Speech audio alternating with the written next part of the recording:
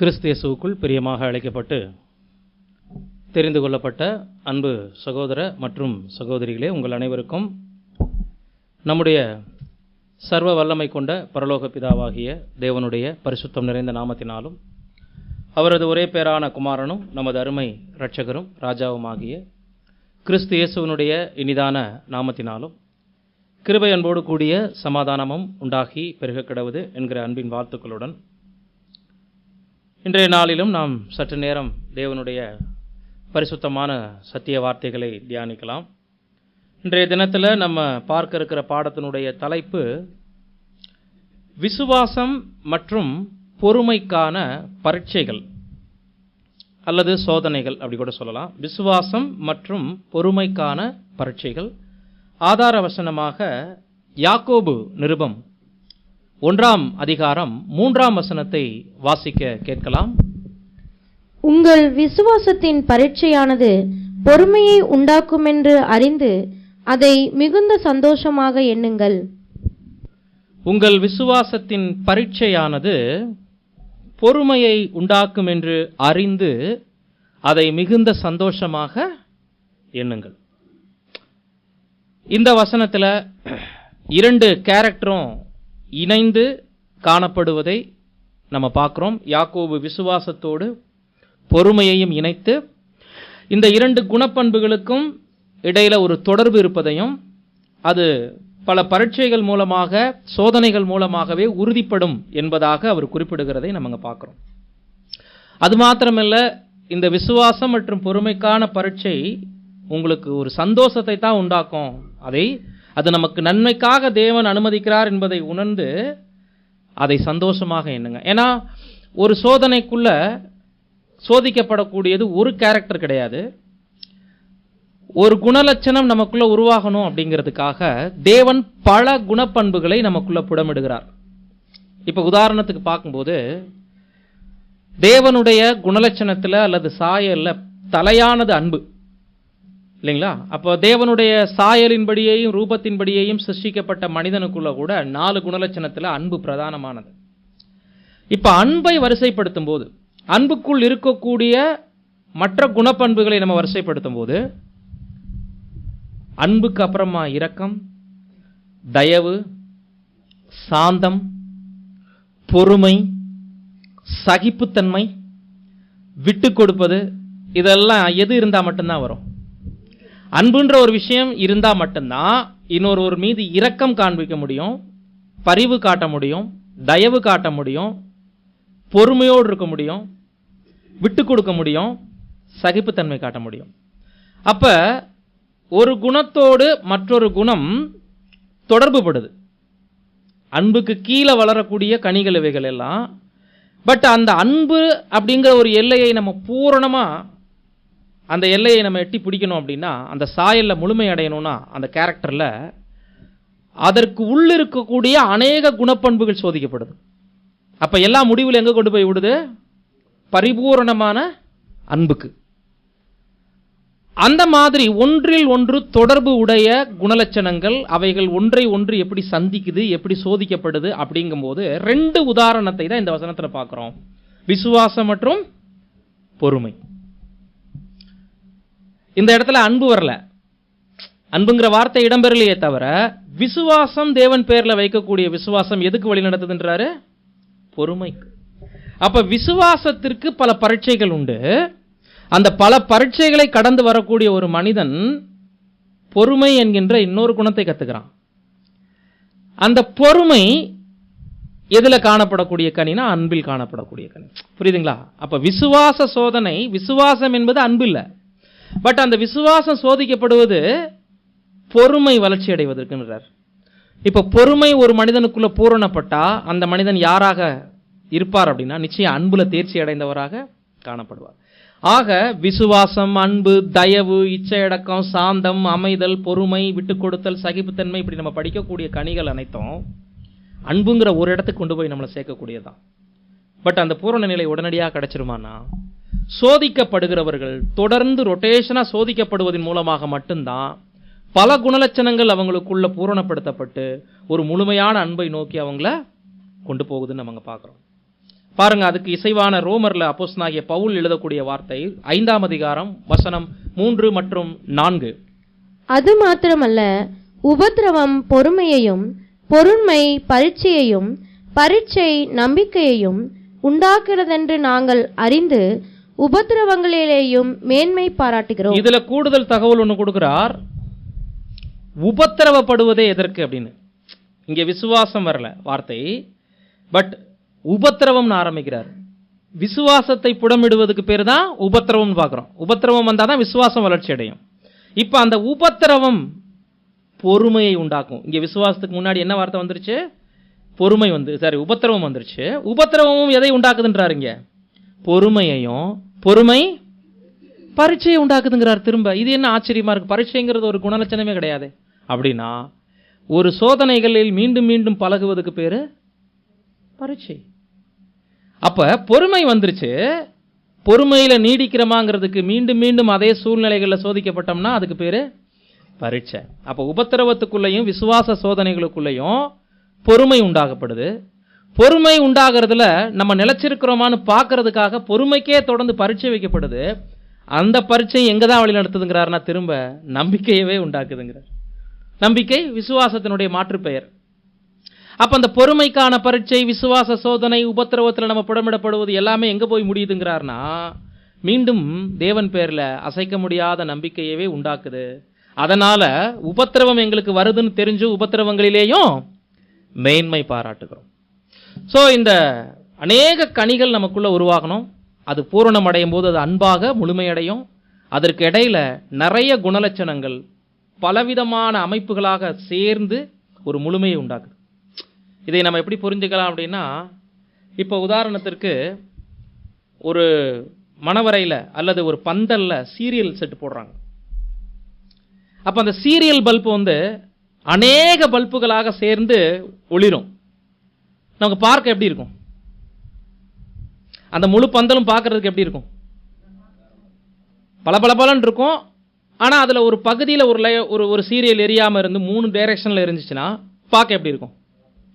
At 4 திசைகள்னு எரியும் போது அது எப்படி இருக்கும்? பட் சப்ளை ஆகிறது ஒரே கரண்ட்டு தான், எரிகிறது அநேக பல்புகள். அப்போ பல சீரியல் அதில் இருந்து ஒரு அழகை உண்டு பண்ணுற மாதிரி மனிதனிடம் தேவன் எதிர்பார்க்கக்கூடிய அவருடைய சாயல், அந்த பூரணம், மாம்சத்தில் நாளைக்கு ஜீவிக்க போகிற மனுக்குலமாக இருக்கட்டும், கிறிஸ்துவனுடைய சாயலை அடையும்படி வந்திருக்கக்கூடிய நாமளாக இருக்கட்டும், உள்ளத்தில் தேவனை போல அந்த சாயலில் நம்ம எல்லாரும் முழுமையடைய வேண்டும். கிறிஸ்துவனுடைய சாயலுக்கு முழுமையடைய வேண்டும் என்பது தேவனுடைய சித்தம். அந்த சாயல் உபத்திரவத்தினால மட்டும்தான் சாத்தியங்கிறார். அந்த உபத்திரவம் விசுவாசத்தை உண்டு பண்ணணும். விசுவாசம் தொடர்ந்து சோதிக்கப்படணும். அது பொறுமையை உண்டாக்கணும். பொறுமை திரும்ப சோதிக்கப்பட்டு நமக்குள்ள நம்பிக்கையை உண்டாக்கணும். ஒருவேளை எல்லாத்துலையும் கற்று தேர்ந்த ஒரு நபராக நம்ம ஒருவேளை காணப்பட்டாலும் கூட, ஜெயிச்சுட்டு வந்தா நின்னா கூட, அந்த முழுமை அடைதல்ல நிலை நிற்கிறாங்களான்னு பார்க்கறதுக்கு மறுபடியும் சோதனைகள் விடப்படும். ஒருவேளை நம்மெல்லாம் ஒரு பூரணத்தை நோக்கி நகர்ந்து நம்மளுடைய ஜீவியத்தினுடைய முடிவுக்கு அருகிலேயே வந்துட்டாலும், பொறுமையில் ஜெயிச்சிட்டோம், விசுவாசத்தில் ஜெயிச்சிட்டோம், உபத்திரவங்களில் நம்பிக்கையாக இருந்துட்டோம், விட்டு கொடுத்துட்டோம், சகிப்புத்தன்மை காமிச்சிட்டோம், பல கேரக்டரில் பூரணப்பட்டிருந்த மாதிரி, பூரணம்ங்கிறது நமக்கு மாம்சத்தில் நிஜமாக வராது, விசுவாசத்தால் தான். ஏன்னா மாம்சம் பரிபூர்ணம் கிடையாது. அப்படி ஒரு நிலைமைக்கு வந்தாலுமே கூட ஃபைனல் டெஸ்ட் நமக்கு ஒன்று உண்டு. அப்போ இதை 3ஆக பிரிச்சுக்கலாம். ஒன்று, இந்த பாடத்துக்கு நம்ம உள்ள கடந்து வரும்போது விசுவாசத்தையும் பொறுமையையும் தோழர்களாக நம்ம பார்த்துக்கலாம்.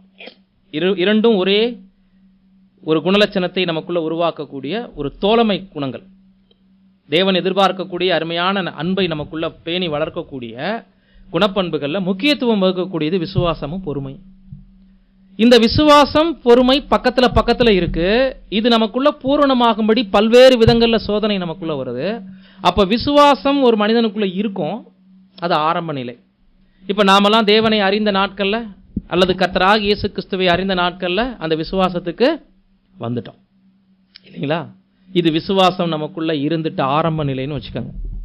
நெக்ஸ்ட், நம்மளுடைய வாழ்க்கையில் விசுவாசம் படிப்படியாக ஒவ்வொரு அனுபவங்களுக்குள்ள வளர்ச்சி பெறுது. இது 2வது கட்டம். 3வது, அந்த வளர்ச்சி நிலையில நிறைய அனுபவங்களை வாங்கி வாங்கி வாங்கி வாங்கி இருதயம் பக்குவப்பட்ட நிலையில கடைசி ஃபைனல் பரீட்சைகள் எழுதுவோம் இல்லைங்களா? இது அந்த வளர்ச்சி அடைஞ்ச விசுவாசத்துல நிலைச்சு நிற்க போறோமா, உறுதியாக இருக்க போறோமாங்கிறது மூணாவது ஸ்டேஜ். புரியுதுங்களா பாயிண்ட்? விசுவாசமும் சரி பொறுமையும் சரி மூணா பிரிச்சுக்கோங்க. விசுவாசம் துளிர் விடுகின்ற நிலை முதல் நிலை, அது ஆரம்ப நிலை, அங்க வளர்ச்சி பெருசா இருக்காது. அப்பதான் ஆண்டவரை அறிகிறோம் அப்படி வச்சுக்கோங்களேன். இப்ப உடன்படிக்கைக்கு பின்னாடி விசுவாசம் பல பாதைகள்ல நம்மளுக்கு வளர்ச்சி அடைவதற்கு தேவன் சில அனுபவங்களை கொடுக்கிறாரு. இப்ப வரைக்கும் வளர்ச்சி பாதையில இருக்கிறோம். இது 2வது ஸ்டேஜ். 3வது ஸ்டேஜ், அந்த வளர்ச்சி பாதையில எல்லாம் ஜெயிச்சு நல்ல அனுபவங்கள் வாங்கி அசைக்க முடியாத விசுவாசத்துக்கு வந்து நின்றுப்போம். இனிமேல் இந்த விசுவாசம் நமக்குள்ள உறுதியா இருக்க போகுதா, முழுமையா இருக்க போகுதாங்கிறத தேவன் சோதிக்கிறது 3வது கட்டம். புரியுதுங்களா? இப்ப பொறுமைக்கும் அப்படியே நீங்க வச்சுக்கோங்க. பொறுமை அப்படின்றது ஆரம்பத்துல இருந்தே நமக்குள்ள நேச்சரா இருக்கலாம், சுபாவமாகவே. கர்த்தரை அறிந்த நாட்கள்ல அது தொடக்க அளவில் இருக்கலாம். இப்ப வாழ்க்கையில் ஏற்படக்கூடிய சில பரீட்சைகள், அனுபவங்கள் அந்த பொறுமையை வளர்ச்சி பாதையை நோக்கி கொண்டு போகுது. இப்ப வளர்ந்த ஒருவருக்கு பொறுமை இறுதியில சோதிக்கப்படுது. எதுக்குன்னா, இந்த பொறுமையில உறுதியா இருக்க போறாங்களா, அந்த பொறுமையை தக்க வச்சுக்க போறாங்களாங்கிறது 3வது நிலை. புரியுதுங்களா? இப்போ எந்த குணலட்சணத்தையுமே நம்ம எத்தனையா பிரிக்கலாம்? ஆரம்ப காலகட்டம், வளர்ச்சி காலகட்டம், முழுமை அடையும் போது அதுல தரித்திருக்க போறோமா, உறுதியா நிலைத்திருக்க போறோமாங்கிறது ஃபைனல் டெஸ்ட். இந்த 2 விஷயங்களை தான், இந்த 2 கேரக்டர்ல 2 கதாபாத்திரங்களை கொண்டு இன்றைய நாளில் நம்ம பார்க்க போறோம். முதலாவது, இந்த ஒரு விசுவாசம் மற்றும் பொறுமைக்கான பரீட்சை அப்படின்னு நம்ம எடுத்துக்கிட்டாலே இது லைஃப் லாங் நம்மளை தொடரக்கூடியதாக ஒண்ணுங்கிறத மைண்ட்ல வச்சுக்கணும். இந்த நேரத்தில் ஆரம்பிச்சு இந்த நேரத்தில் முடியும் அப்படிலாம் சொல்ல முடியாது. ஒவ்வொருவருடைய விசுவாசத்தினுடைய துளிர் விடுதல், அந்த துவக்கம் எப்படி இருந்துச்சு, ஒவ்வொருவரும் விசுவாச பாதையில எப்படி வளர்ந்து போயிட்டு இருக்கிறாங்க, ஒவ்வொருவருடைய விசுவாசத்தினுடைய பூரணத்தை நோக்கிய பயணம் எந்த இடத்துல இருக்குங்கிறத பொறுத்து தான் சோதனைகள் நிற்பதும் தொடருவதும் அல்லது தொடர்ந்து கொண்டே இருப்பதும் நடக்கும். அப்ப ஒரு இடத்துல நம்ம தொடர்ந்து சோதிக்கப்படுறோம் அப்படின்னா என்ன அர்த்தம் அப்படின்னா, அந்த குணலட்சணம் நம்ம வாழ்க்கையில தேவன் எதிர்பார்க்கக்கூடிய விதத்தில் இன்னமும் பக்குவப்படவில்லை. ஃபைனல் எக்ஸாம் எழுதுற அளவுக்கு நான் வளரலைன்னு அர்த்தம். இப்ப தொடர்ந்து நமது பொறுமை சோதிக்கப்படும்படி சுற்றிலும் சில நபர்களை தேவன் அனுமதிச்சுட்டே இருக்கிறாரு. ஆனால் கோவப்பட்டுட்டே இருக்கோம், எரிஞ்சு விழுகிறோம், எப்ப பார்த்தாலும் ஷார்ட் டெம்பர் ஆகிறோம். ஆனா திரும்ப திரும்ப அதே சோதனையே வருதுன்னா என்ன அர்த்தம்னா, பொறுமையை புரிந்து கொள்ளல, பொறுமையை உள்வாங்கல, பொறுமையை தேவன் தனக்குள் உருவாக்க நினைக்கிறார் எனக்கூடிய அந்த புரிதலே நமக்குள்ள இல்ல, அந்த தொடக்க நிலையிலே நிக்கிறோம்னு அர்த்தம். இப்ப 2வது நிலைமைக்கு போகாதவங்களுக்கு 3வது பரீட்சை வராது. இது மாதிரிதான் விசுவாசம். தொடர்ந்து நம்ம கைவிடப்படுற மாதிரியே ஒரு சூழல், தொடர்ந்து நம்மளுடைய குணப்பண்புகளை சோதிக்கிற மாதிரியே, தேவன் நம்ம கூட இருக்கிறாரா இல்லையான்னு யோசிக்கிற மாதிரியான டெஸ்ட் வந்துகிட்டே இருக்கு. பொருளாதாரமோ, உடல் உபாதைகளோ, மனிதர்களால சில பிரச்சனைகளோ ரொட்டேட் ஆயிட்டே இருக்குன்னு வச்சுக்கோங்க. நாம எப்படி யோசிக்க தோணும் சில நேரங்கள்லனா, தேவன் நம்ம கூட தான் இருக்காரா, சரியான பாதையில தான் போறோமா, இப்படி யோசிக்கிறதுக்கு பதிலா தேவன் ஒரு விஷயத்தை தொடர்ந்து என் வாழ்க்கையில அனுமதிக்கிறார்னா தெய்வீக நோக்கத்தை நான் எந்த அளவுக்கு புரிஞ்சிருக்கிறேன் அப்படின்றது ரொம்ப ரொம்ப முக்கியம். அப்போ என்னுடைய லைஃப்ல வளர்க்கப்பட வேண்டிய குணலட்சணங்கள்ல நான் எதுல மைனஸ் ஆகிறேன், ஏன் எனக்கு இந்த பரீட்சை தொடர்ந்து வருதுன்னா இதுல விசுவாசம் சோதிக்கப்படுவதை நான் புரிஞ்சுக்கிறேன் அப்படிங்கிற எண்ணத்துக்கு, அந்த இடத்துக்கு முதல்ல வரணும். தொடர்ந்து நம்மளை சுற்றி இருக்கிற சூழல் நம்மளுடைய குணலட்சணங்கள்ல கோபத்தை உண்டு பண்ணிட்டே இருக்குன்னா அங்க பொறுமை சோதிக்கப்படுதுன்னு அர்த்தம். வருகின்ற நபர்களாலேயே வந்து கொண்டிருந்தால் அங்க சகிப்புத்தன்மை சோதிக்கப்படுதுன்னு அர்த்தம். ஒருத்தர் இருந்தே வந்துட்டு இருக்கு ரொட்டேட்டா பிரச்சனைனா என்ன அர்த்தம்னா, சகிப்புத்தன்மை எதனால உருவாகும் தெரியுங்களா? பொறுமைக்கும் மேலானது, அன்புக்கும் மேலானது, இரக்கத்துக்கும் மேலானது சகிப்புத்தன்மை. ஒருத்தரை ரொம்ப சகிச்சு சகிச்சு சகிச்சு சகிச்சு போறது சுபாவமாக மாறினாதான் அந்த அன்புக்கு இது பக்கபலமா இருக்கும். சகிப்புத்தன்மை என்பது அன்புக்கு பக்கபலமா இருக்கும். அப்ப அன்பான சகோதர சகோதரிகளே, புது சிருஷ்டிகள் இதுல பக்குவப்படுவதற்கு முன்னதாக, சோதிக்கப்படுவதற்கு முன்னதாக நமக்கெல்லாம் முன்னோடிகளாக இருந்துட்ட முற்பிதாக்கள் கடுமையாக பரீட்சிக்கப்பட்டாங்க, சோதிக்கப்பட்டாங்க. அதனாலதான் அவங்களுக்கு என்ன பெயர் சொல்றோம்? எபிரேயர் 11ஆம் அதிகாரம் அவங்களை பத்தி என்ன குறிப்பிடுது? விசுவாச வீரர்கள் இல்லைங்களா? தொடங்கும் போதே விசுவாசத்தினாலே அப்படிதான் ஆரம்பிக்குது. ஒவ்வொருவருடைய கேரக்டரையும், ஒவ்வொருத்தருடைய ஸ்டோரியையும், ஒவ்வொருத்தருடைய லைஃபையும் கதையாக சொல்லி சுருக்கமாக அங்க அவர் பேசும்போதெல்லாம் அவர்களெல்லாம் விசுவாசத்தினாலே விசுவாசத்தினாலே விசுவாசத்தினாலேன்னு ஒரு வார்த்தையை அடிஷனல் வச்சுட்டே வருவார். அப்ப குணலட்சணங்கள்ல விசுவாசம் என்பது ஒரு கேரக்டர் கிடையாது. ஆக்சுவலா அதை நம்ம புரிஞ்சுக்கணும். பொறுமைங்கிறது ஒரு கேரக்டர். விசுவாசம் அப்படின்றது அனைத்து குணலட்சணங்களையும் உருவாக்கக்கூடிய ஒரு அடிப்படை. விசுவாசம் இருந்தாதான் அன்பு வரும், விசுவாசம் இருந்தாதான் பொறுமை வரும், விசுவாசம் இருந்தாதான் விட்டு கொடுப்போம், விசுவாசம் இருந்தாதான் கிரியை செய்வோம், விசுவாசம் இருந்தாதான் சகிப்புத்தன்மை உருவாகும்னு பல குணலட்சணங்களை உருவாக்கக்கூடிய ஒரு பண்பு, உயரிய பண்பு விசுவாசம். அப்போ இந்த விசுவாசமும் பொறுமையும் எல்லா முற்பிதாக்களுக்கும் சோதிக்கப்பட்டிருந்தாலும் இதுல 2 பேரை தான் நம்ம உதாரணமாக எடுக்க முடியும். விசுவாசத்திற்கு அப்படின்னா விசுவாசத்தின் தகப்பனாகிய ஆபிரகாம், பொறுமைக்கு அப்படின்னா பக்தனாகிய யோபு. தெளிவாக இவங்க 2 பேரை அந்த 2 குணலட்சணங்களுக்கு அழகா பொருத்தலாம். அதுக்காக மற்றவங்களை சொல்ல முடியாதுன்னு சொல்ல முடியாது. யோசேப்பை விசுவாசத்துக்கும் எடுக்கலாம், பொறுமைக்கும் எடுக்கலாம், சகிப்புத்தன்மைக்கும் எடுக்கலாம், விட்டு கொடுத்தலுக்கும் எடுக்கலாம், இரக்கத்துக்கும் எடுக்கலாம், அன்புக்கும் எடுக்கலாம். எல்லா உதார குணத்துக்கும் யோசேப்பை எடுக்க முடியும். சாந்தத்துக்கு எடுக்கலாம், அமைதலுக்கு எடுக்கலாம், எடுக்க முடியாதுன்னு இல்லை. ஆனால் எல்லா மருந்து மாத்திரைகள்லையும் எல்லா பவரும் இருக்கும். ஆனால் காய்ச்சலுக்குன்னு ஒரு மாத்திரை தான் போடுறோம். அப்ப அதுல அதனுடைய பவர் என்ன இருக்கும்? கூடுதலா இருக்கும். புரியுதுங்களா? சளிக்குன்னு ஒரு மாத்திரை தான் எடுக்க முடியும். அதுல பல மாத்திரைகள், கண்டிக்கக்கூடிய மாத்திரைகள் இருந்தாலும் ஆன்டிபயோட்டிக்னு ஒன்று எடுக்கிறோம் இல்லைங்களா? அந்த மாதிரி நம்மளுடைய வாழ்க்கையில நமக்கான ஒரு மெடிசனா அவங்களுடைய லைஃப்பை நம்ம பார்க்கும்போது அவங்களுடைய குணலட்சணங்கள்ல இருந்து ஒரு டேப்லெட் எடுத்து போடுற மாதிரி அவங்களுடைய வாழ்க்கையிலேருந்து ஒரு சிறிய துண்டை எடுத்து நாம உட்கொள்ளும் போது இவங்க லைஃப்லேயே இப்படிப்பட்ட குணலட்சணங்களை தேவன் உருவாக்குவதற்கு இவர்களை கடுமையான வழிகளில் பக்குவப்படுத்தியிருக்காருன்னா நம்மலாம் உயரிய பரிசையும் மாபெரும் ஒரு ஆசீர்வாதத்தையும் சுதந்திரிக்க வந்திருக்கக்கூடிய நமக்கு நம்மளுடைய குணலட்சணங்கள் எந்த அளவுக்கு மெருகேற்றப்படணும், அதுக்கான எப்படிப்பட்ட பரீட்சைகள் வரும், அந்த பரீட்சைகளை நாமெல்லாம் எப்படி நிலைச்சு நிற்கணுங்கிறத நாம மைண்டை நம்ம ரெடி பண்ணிக்கலாம். அவ்விதமாக நம்ம பார்க்கும்போது ஆபிரகாமை குறித்து நம்ம பார்க்கும்போது விசுவாசம் அந்த 3 நிலை நம்ம உங்களுக்கு முதவே சொன்னோம். விசுவாசம் துளிர் விடுகின்ற நிலை ஆரம்பம், விசுவாசம் வளர்ச்சி பாதையை நோக்கி செல்வது 2ஆம் கட்ட நிலை, வளர்ச்சி அடைந்த பின்பு சோதிக்கப்பட்ட நிலை 3ஆம் நிலை. இது 3 ஆபிரகாமுடைய லைஃப்ல இருந்துச்சா இல்லைங்க? மறுக்க முடியுமா? ஆபிரகாமுக்கு விசுவாசம் 3 நிலைமைகள்ல புடமிடப்பட்டது. அப்படி பார்க்கும்போது முதலாவது விசுவாசம்னு சொல்றமே, அதுனா என்னன்னு பார்த்துட்டு நம்ம உள்ள போலாம். எபிரேயர் 11:1. விசுவாசமானது நம்பப்படுகிறவைகளின் உறுதியும் காணப்படாதவைகளின் நிச்சயமாயிருக்கிறது.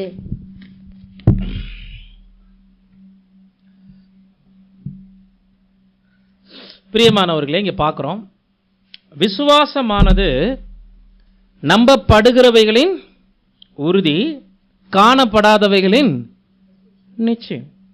இந்த வசனத்துக்கு நிறைய விளக்கங்கள் கொடுக்கலாம். ஒன்று, தேவன் யாருன்னு நம்ம பார்க்கல,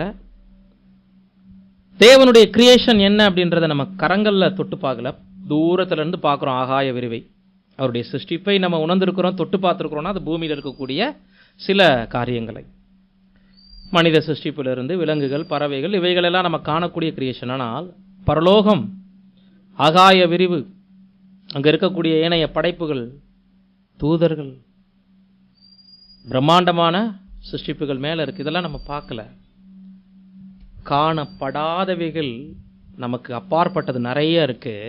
பட் அங்க இருக்கு, பரலோகம்னு ஒரு இடம் இருக்கு, அது தேவனுடைய வாசஸ்தலம், அங்க தேவன் வீற்றிருக்கிறார், அகில உலகத்தையும் அங்கிருந்து ஆளுகை செய்கிறார் என்பது காணப்படாதவைகளை நம்ம வச்சிருக்கக்கூடிய நிச்சயம். ஒரு விஷயத்தை நம்புறோம், அந்த விஷயத்துல உறுதியா இருக்கிறோம் அப்படின்னா அதுக்கு பேர் விசுவாசம். மேற்கொண்டு நம்ம நம்புற விஷயத்தை நம்ம பார்த்ததே இல்லை, அது நிச்சயம். இவ்வளவு விளக்கம் வருது விசுவாசத்துக்கு. விசுவாசம்னா என்னவா? நம்ம நம்புறோம், அந்த விஷயங்கள்ல நம்ம என்ன பண்ணதில்லை, பார்க்காத விஷயமா இருக்கு, அதுல உறுதியா இருக்கிறோமா, நம்புற விஷயத்துல உறுதியா இருக்கிறோமா, நம்ம நம்பிக்கையின் மேல 100% உறுதியா இருக்கிறதும் விசுவாசம். அந்த நம்பிக்கை எப்படிப்பட்டதாகவும் இருக்கலாம், ஆனா நம்ம இதற்கு முன்னாடி பார்க்காத விஷயமா கூட இருக்கலாம், அதுல நிச்சயம் வச்சிருக்கிறோம் இல்லைங்களா, அதுக்கு பேர் தான் இந்த விசுவாசத்துக்கு இவ்வளவு விளக்கங்கள் வருது. அப்படிப்பட்ட ஒரு நம்பிக்கை. முதலாவது, ஆபிரகாமுடைய குடும்பம், அவருடைய பின்புலம் விக்கிரகாராதனைக்காரர்களா இருந்தாங்க, சிலை வணக்கத்துல நம்பிக்கை கொண்டவங்களா இருந்தாங்க. ஆபிரகாமை தேவன் அழைக்கும் போதே அவர் தேவ மனிதன் கிடையாது இல்லைங்களா. ஆபிரகாமுக்கு உண்மையான கடவுளை யாராவது அதுக்கு முன்னாடி சொல்லியிருந்தாங்களானா நிச்சயம் இல்லை. ஆபிரகாம் எத்தனாவது தலைமுறை ஆதாமிலிருந்து அப்படின்னு பார்த்தீங்கன்னா 20வது தலைமுறை. புரியுதுங்களா? 10ஆம் தலைமுறை நோவாவோடு முதலாம் உலகம் முடியுது. நோவாவிலிருந்து 10ஆம் தலைமுறை ஆபிரகாம். அப்ப உண்மை கடவுளுடைய வழிபாட்டை கற்றுத் தருவதற்கு இவர் நாட்கள்ல யாருமே இல்லை. இந்த நேரத்தில் தேவனுடைய சத்தத்தை அவர் கேட்கிறாரு, தேவன் சொன்ன கட்டளைக்கு கீழ்ப்படுகிறாரு, சொந்த தேசத்தையும் உறவுகளையும் இனத்தாரையும் சகலவிதமான தன்னுடைய சுய நம்பிக்கைகளையும் தூக்கி எறிஞ்சிட்டு அந்த சத்தத்திற்கு மாத்திரம் கீழ்ப்படிஞ்சு தேவன் சொன்ன வார்த்தைக்கு கட்டுப்பட்டு தேவன் சொன்ன இடத்துக்கு போறார். ஸோ அங்க துளிர்விட ஆரம்பிக்குது அவருடைய விசுவாசம். வசனங்களை வாசிக்க கேட்போம். ரோமர் 4ஆம் அதிகாரம் 17 தொடங்கி 21 முடிய முதலாவது வாசிங்க. அநேக ஜாதிகளுக்கு உன்னை தகப்பனாக ஏற்படுத்தினேன் என்று எழுதியிருக்கிறபடி அவன் தான் விசுவாசித்தவருமாய் மரித்தோரை உயிர்ப்பித்து இல்லாதவைகளை இருக்கிறவைகள் போல் அழைக்கிறவருமாய் இருக்கிற தேவனுக்கு முன்பாக நம் எல்லாருக்கும் தகப்பனானான். உன் சந்ததி இவ்வளவா இருக்கும் என்று சொல்லப்பட்டபடியே தான் அநேக ஜாதிகளுக்கு தகப்பனாவதை நம்புகிறதுக்கு ஏதுவில்லாதிருந்தும் அதை நம்பிக்கையோட விசுவாசித்தான். அவன் விசுவாசத்திலே பலவீனமாய் இருக்கவில்லை. அவன் ஏறக்குறைய 100 வயதுள்ளவனாய் இருக்கும்போது தன் சரீரம் செத்து போனதையும் சாராளுடைய கர்ப்பம் செத்து போனதையும் எண்ணாதிருந்தான். தேவனுடைய வாக்குத்தத்தத்தை குறித்து அவன் அவ்விசுவாசமாய் சந்தேகப்படாமல் தேவன் வாக்குத்தத்தம் பண்ணினதை நிறைவேற்ற வல்லவராய் இருக்கிறார் என்று முழு நிச்சயமாய் நம்பி தேவனை மகிமைப்படுத்தி விசுவாசத்தில் வல்லவனானான். பாருங்க, ஆதியாகமம் இப்ப நம்ம வாசிக்கல. ஆதியாகம புத்தகத்துல நடந்தது என்ன, அங்க ஆபிரகாமுடைய மனநிலை என்ன, தேவன் ஆபிரகாமை அழைத்த விதம், அவர் விசுவாசம் பக்குவப்பட்ட விதம், இதெல்லாம் அவருடைய மனநிலையில எப்படி இருந்துச்சுன்னு ரோமர்ல சுருக்கமான ஒரு பதிவாக இங்க கொடுக்கிறார். அப்படின்னா முக்கியமான புல்லட் பாயிண்ட்களை விவரிக்கிறாருங்க. அநேக ஜாதிகளுக்கு உன்னை தகப்பனாக ஏற்படுத்தினேன் என்று எழுதியிருக்கிறபடி அவன் தான் விசுவாசித்தவருமாய் மரித்தோரை உயிர்ப்பித்து இல்லாதவைகளை இருக்கிறவைகளை போல அழைக்கிறவருமாய் இருக்கிற தேவனுக்கு முன்பாக நாம் எல்லாருக்கும் தகப்பனானான். அப்படின்னா அதன் முதல்ல நம்பினவர் அவர் தான் சொல்ல வர்றார். அவர் அழைக்கிறார் அப்படின்னா சாதாரணமான விஷயம் இல்லை.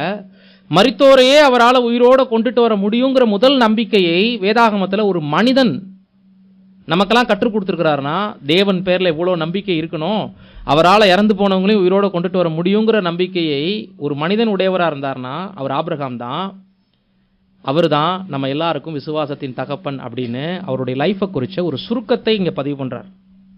அதனால தான் நம்ம எல்லாருக்கும் அவர் என்னவா இருக்கிறாரு, தகப்பனாக இருக்கிறார். ஏன்னா ஒரு ஜாதிக்கு உன்னை தகப்பனாக்குவேன், அநேக ஜாதிக்கு உன்னை தகப்பனாக்குவேன் என்று தேவன் உறுதி பண்ணிட்ட அந்த காரியத்தை நம்பி தேவன் பேர்ல பற்றுதல் வச்சு நம்பிக்கை வச்சு வெளியே வந்தவர். சொல்லப்பட்டபடியே என்ன நடந்துச்சு, அநேக ஜாதிகளுக்கு அவர் தகப்பனாவதை நம்புவதற்கு ஏதுவில்லாது இருந்தும் கவனிக்கப்பட வேண்டிய விஷயம், அதை நம்பிக்கையோடு விசுவாசித்தான். அவன் விசுவாசத்தில் பலவீனமாய் இருக்கவில்லை. ஏறக்குறைய 100 வயதுள்ளவனாய் இருக்கும்போது தன் சரீரம் செத்து போனதையும் சாராளுடைய கர்ப்பம் செத்து போனதையும் எண்ணாதிருந்தான். எதை நினைச்சிட்டு இருக்கணும்னா அதை நினைக்கலையாம். தேவன் அழைச்சவனையுமே உன் சந்ததியை ஆசீர்வதிப்பேன்னு சொன்னவனையுமே அடுத்து உறுதிப்படுத்தும் போது எனக்கு சரீரம் செத்து போச்சே, சாராளுக்கு கர்ப்பம் அடைக்கப்பட்டு போச்சே, எனக்கு 100 வயசாகி போச்சே, இதை தானே நான் யோசிச்சுட்டு இருக்கணும். அவன் அதை எண்ணலை அப்படிங்கிறார் பாருங்க. அந்த விசுவாசத்துல பலவீனமா இருக்கல, தன் சரீரம் செத்து போனதை குறித்து எண்ணாதிருந்தான். தேவனுடைய வாக்குத்தத்தத்தை குறித்து அவன் அவிசுவாசியாய் சந்தேகப்படாமல் தேவன் வாக்குத்தத்தம் பண்ணினதை நிறைவேற்ற வல்லவராய் இருக்கிறார் என்று முழு நிச்சயமாய் நம்பி தேவனை மகிமைப்படுத்தி விசுவாசத்தில் வல்லவன் ஆனான். அப்போ இந்த பதிவு நமக்கு என்ன கற்றுக் கொடுக்குதுன்னா, அவர் வெளியில வரும்போது விசுவாசத்துல வல்லவனா வெளியே வரல, வார்த்தையை நம்பி வெளியே வரும்போது துளிர்விட்ட ஸ்டேஜ் தான். விசுவாசம் அவருக்குள்ள இருந்துச்சு, ஒரு ஆரம்ப நிலை. அந்த இருந்த விசுவாசத்தோடு ஒரு சத்தத்தை கேட்கிறார், வெளியே வரார். பட் அந்த தீர்க்க தரிசனங்களை, வாக்கு தத்தங்களை நம்ப சாதகமற்ற சூழல் அதை நம்புறார். முக்கியமான பாயிண்ட், கர்ப்பப்பிறப்பு இனிமே குழந்தை பிறக்காதுங்கிற ஸ்டேஜுக்கு போயிட்டாங்க சாரால். தன் சரீரம் செத்துருச்சு, 100 வயது. எது சாத்தியம் இல்லையோ அதெல்லாம் அதிகம் அவர் யோசிக்கணும். அதை எண்ணாமல் தேவனுடைய வாக்குத்தத்தத்தை குறித்து சந்தேகப்படாமல் விசுவாசத்துல வல்லவனானான் அப்படின்னு நம்ம படிக்கிறோம் இல்லைங்களா. தொடர்ந்து தேவனை மகிமைப்படுத்தி இங்கதான் விசுவாசம் டெவலப் ஆயிருக்கு. வெளியில வந்தும் அவருக்கு என்ன இருக்குது, விசுவாசம் சோதிக்கப்பட்டிருக்கு. ஏன்னா நேத்து கூப்பிட்டு இன்னைக்கு தேவன் எதையும் அவருக்கு கொடுத்தரல, காலங்கள் கடந்து போயிருக்கு. அதற்கு இடையில நாம ஏன் இந்த சத்தத்தை கேட்டு, இந்த அழைப்பை கேட்டு வெளியில வந்தோம்? நான் ஏன் முன்ன பின்ன தெரியாத ஒரு கடவுளுக்கு பயப்படணும்? நான் ஏன் என் இனத்தை விட்டு வெளியே வரணும், என் தாய் தகப்பனை விட்டு வெளியே வரணும், என் சொந்த பூமியை விட்டு போகணும் அப்படின்னு யோசிச்சு டைவர்ட் ஆகிறதுக்கு நிறைய சாய்ஸ் இருந்துச்சு. அவர் முன்னாடி விருப்பம் இருந்துச்சு. எல்லா சூழ்நிலைகளும் அப்படித்தான் அமைஞ்சிச்சு. இதுதான் விசுவாசத்தை அவருக்குள் தேவன் தொடர்ந்து பக்குவப்படுத்தினார். இன்னைக்கு நாளைக்குன்னு உடனடியா வாக்குத்தத்தம் பண்ணதை கொடுத்தரல, அதுக்கு சில காலங்கள் எடுத்துச்சு இல்லையா. ஆனாலும் என்ன நடந்துச்சுன்னா, அவருக்குள் துளிர்விட்ட விசுவாசம் படிப்படியாக தெய்வீக வாக்குத்தத்தங்களை நம்பி அதிகமாக தேவன் பேர்ல பற்றுறுதியாக மாற்றப்பட்டு நம்பப்படுகிறவைகளின் உறுதியும் காணப்படாதவைகளின் நிச்சயமா மாறுச்சு. இந்த விசுவாசம் அவருக்கு குழந்தை பிறக்கும் போது அவருக்கு 99% நம்பிக்கையை உண்டாக்கியிருக்கும் இல்லைங்களா. யார் பிறக்கும் போதே? இஸ்மயேல் பிறக்கும் போதே இல்லைங்களா. ஆனால் தேவன் மறுபடியும் அதை உறுதிப்படுத்துறாரு வேற விதமா. அடிமை பெண்ணிடம் உனக்கு பிறந்தது வாக்குத்தத்த பிள்ளை இல்ல, உன் மனைவி சாரால் கர்ப்பவதியாகி உனக்கு ஒரு குமாரனை பெறுவாள், அதுதான் வாக்குத்தத்த பிள்ளைனார். அப்ப மீண்டும் சாராளுடைய கர்ப்பப்பை அடைக்கப்பட்டிருக்கு இல்லைங்களா, அது எப்படி சாத்தியம் அப்படின்னு யோசிக்க கூட வாய்ப்பு இருக்கு இல்லைங்களா. பட் ஒரு சில இடங்கள்ல நகைத்தார் அப்படின்னு கூட நம்ம பார்க்கிறோம். சாராலும் சிரிப்பாங்க, இது எப்படி சாத்தியம் அப்படின்னு. ஆபிரகாமும் கூட அவர் நகைப்பார். ஆனா அது அவிசுவாசத்தினால அல்ல. ஆபிரகாமுடைய நகைப்பு ஒரு வெக்கத்தினாலோட எடுத்துக்கலாம் நம்ம. அந்த வயசுக்கு இந்த வாக்குத்தத்தம் கொடுக்கும்போது எப்படி இருக்கும். அதனால அவர் விசுவாசம் இல்லாமல் சிரிக்கல ஆபிரகாமை பொறுத்த வரைக்கும். இப்போ வாக்குத்தத்த பிள்ளை பிறந்த உடனேயுமே தேவன் யார் அப்படின்றது உங்களுக்குள்ள என்ன இருக்கும். அந்த நம்பிக்கைக்கான ஒரு சின்ன துளிர் விட்ட அந்த ஒரு செடி ஒரு மரம் போல இப்ப வளர்ந்த மாதிரி ஒரு நிலையை உருவாக்குது. ஈசாக்கு கிடைச்ச பின்னாடி அந்த விசுவாசம் ரொம்பவே என்ன சொல்லலாம், பூரண நிலைக்கு கிட்டக்க வந்தாச்சு. இனிமே அவரு தேவனை குறித்து நம்பாமல் போவதற்கு லைஃப்ல எதுவுமே இல்லை. முழுக்க முழுக்க தேவன் பேர்ல உறுதியான நம்பிக்கை அவருக்கு இருந்திருக்கும் ஈசாக்கு கிடைச்ச பின்னாடி. ஏன்னா சொல்லப்பட்ட பிரகாரம் என்ன ஆயிடுச்சு, நடந்துருச்சு. இந்த காலகட்டம் வரை, ஈசாக்கு பிறந்து வளர்ந்து பால் குடியை மறக்கப்படும் காலகட்டம் வரை விசுவாச வளர்ச்சி பாதையில் இருந்திருக்கிறார் ஆபிரகாம். வீட்டை விட்டு வெளியே வரும்போது ஆபிரகாமுடைய விசுவாசத்தினுடைய ஆரம்ப பருவம், வாக்குத்தத்த பிள்ளை பிறந்து பால் குடி மறக்கிற வரைக்கும் ஆபிரகாமுடைய விசுவாசத்தினுடைய வளர்ச்சி காலம். இப்போ விசுவாசத்துல வளர்ச்சி அடைஞ்சிட்டாரு. இவர் என்ன செய்யணும், இந்த விசுவாசத்துல உறுதியா இருக்கிறாரான்னு சோதிக்கிற காலகட்டம், ஃபைனல் ஸ்டேஜ். இதை நம்ம எங்க வாசிக்கலாம் அப்படின்னா, எபிரேயர் 11ஆம் அதிகாரம் 17 தொடங்கி 19 முடிய. மேலும் விசுவாசத்தினாலே ஆபிரகாம் தான் சோதிக்கப்பட்ட போது ஈசாக்கை பலியாக ஒப்பு கொடுத்தான். ஈசாக்கினிடத்தில் உன் சந்ததி விளங்கும் என்று அவனோட சொல்லப்பட்டிருந்ததே. இப்படிப்பட்ட வாக்குத்தத்தங்களை பெற்றவன் மரித்தோரிலிருந்தும் எழுப்ப தேவன் வல்லவராய் இருக்கிறார் என்று எண்ணி தனக்கு ஒரே பேரானவனையே பலியாக ஒப்பு கொடுத்தான். மரித்தோரிலிருந்து அவனை பாவனையாக திரும்பவும் பெற்றுக்கொண்டான். ரோமர்லயே நம்ம வாசிச்சிட்டோம். நம்ம எல்லாருக்கும் அவர் எப்படி விசுவாசத்துல தகப்பனா மாறினாரு அப்படின்னா, தேவனால எல்லாம் சாத்தியம் என்று அவர் விசுவாசிச்சாரு. அநேக ஜாதிகளுக்கு உன்னை தகப்பனாக ஏற்படுத்தினேன்னு எழுதியிருக்கிறபடி தேவனை விசுவாசித்தாராம். எப்படி விசுவாசித்தார்னு பார்க்கிறோம். மரித்தோரை உயிர்ப்பித்து இல்லாதவைகளை இருக்கிறவைகளை போல அழைக்கிற தேவன் அப்படின்னு. அதனால நமக்கெல்லாம் தகப்பனானார். இப்ப அதை எப்படின்றத தான் எபிரேயர்ல வாசிச்சிருக்கிறோம். மேலும் விசுவாசத்தினாலே ஆபிரகாம் சோதிக்கப்பட்ட போது, வார்த்தையை அண்டர்லைன் பண்ணுங்க. இப்ப விசுவாசம் அவருக்குள்ள முழுமை அடைஞ்சிருக்கு. இனிமே அசைக்க முடியாத விசுவாசத்தில் அவர் வளர்ச்சி அடைஞ்சிட்டாரு. இனிமே தேவன் யாரு, அவருடைய வல்லமை என்ன, அவர் எப்படிப்பட்டவர் என்று யாரும் ஆபிரகாமுக்கு கற்றுக் கொடுக்க வேண்டிய அவசியம்லாம் இல்லை. தேவன் என் கூட இருக்கிறாரா இல்லையா அப்படி சோதிக்க வேண்டிய அவசியம் இல்லை. தேவனுடைய வல்லமை என்ன அவருக்கு யாரும் காண்பிக்க வேண்டிய அவசியம் இல்லை. இப்போ பூரணப்பட்டாச்சு. விசுவாசத்தில் பூரணப்பட்டால் தான் சோதனை வரும்.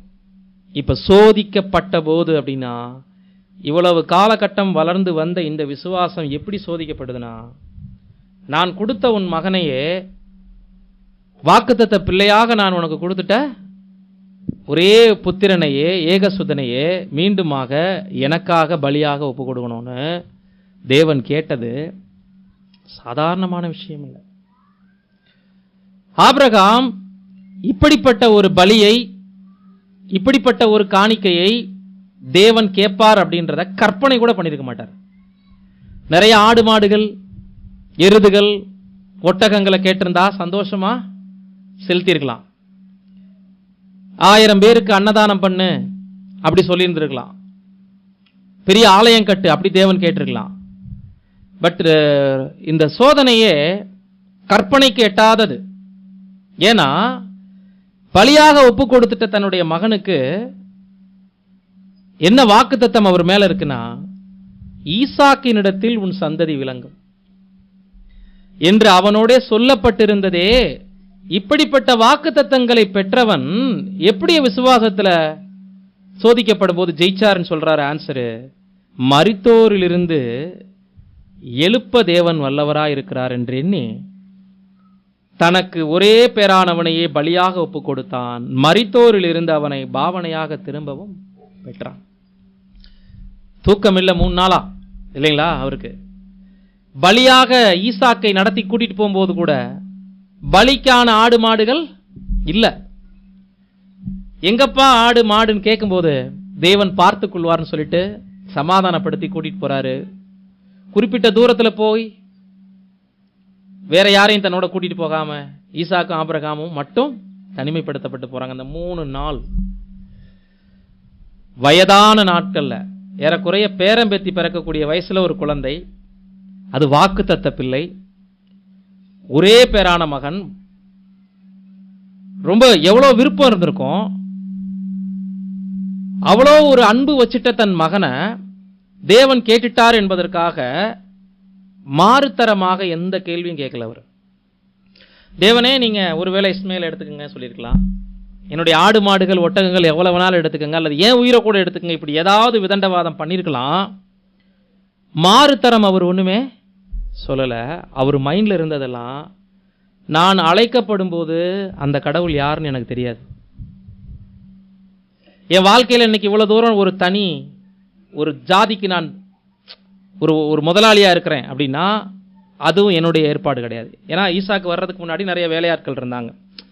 ஏறக்குறைய ஒரு மினி ஒரு சாம்ராஜ்யம் மாதிரி தான் ஆபிரகாமுடைய குடும்பம். இந்த ஒரு சூழல்ல எல்லாமே தேவன் கொடுத்தது. இப்ப அவர் உன்னை கேட்கிறாரு அப்படின்னா எந்த விதமான எதிர்ப்புகளும் இல்லாம, மாறுத்தரம் ஒன்றும் சொல்லாம அதை கொடுக்கறது தான் சரி. இது ஆபிரகாமுடைய உள்ளத்துக்குள் இருந்துட்ட தேவன் பேர்ல இருந்துட்ட மரியாதை, பக்தி, அன்பு. ஆனா இது அவர் எப்படி இந்த சூழலை கடந்து போனார் அப்படிங்கிறதுக்கு தான் இங்க சில விஷயத்தை பவுல் பதிவு பண்றாரு. வாக்குத்தத்தம், இப்படிப்பட்ட வாக்குத்தத்தத்தை தனக்கு கொடுத்திருக்கிறார்ல, ஈசாக்கின் இடத்துல சந்ததி வரும்னு, அப்படின்னா ஈசாக்கு உயிரோடு இருக்கணும். உன் சந்ததின்னு மட்டும் சொல்லல, ஈசாக்குக்குள்ளதான் உன் சந்ததி வரும்னு சொல்லிட்டார்ல. அப்ப என் மகன் ஒண்ணு இந்த இடத்துல மரிக்காமல் போறதுக்கும் வாய்ப்பு இருக்கு. 2, என் மகன் பலி செலுத்தப்பட்டாலும் தேவன் 2 துண்டா வெட்டினாலும் ஒட்ட வச்சு கூட கொடுத்துருவார். 3, வெட்டி பலி செலுத்தி தகனம் பண்ணிட்டாலும் அந்த சாம்பலை கூட மறுபடியும் உயிரோட கொண்டு வர தேவனால முடியும்னு மாற்றுப்பாதையில் யோசிச்சிருக்கிறார் நிறைய. ஒன்று, தேவனுக்கு முழு ஒபே பண்ணிடணும். விசுவாசத்தை நம்ம நிரூபிக்கிறதுக்கு கீழ்ப்படிதல்ங்கிறது அவசியம். ஏன்னா ஒரு குணத்தோட இன்னொரு குணம் என்ன ஆகுது, தொடர்புடையதா இருக்குன்னு நம்ம முதலே பார்த்துட்டோம். இப்போ இந்த இடத்துல விசுவாசத்தோட இன்னொன்று என்ன சோதிக்கப்படுது, பொறுமையும் சோதிக்கப்பட்டு இருக்கு, கூடவே கீழ்ப்படிதல், தேவன் பேர்ல உள்ள அன்பு, இப்படி சொல்லிட்டே போலாம். இப்ப இந்த இடத்துல கீழ்ப்படுதலை நிரூபிச்சிட்டாரு.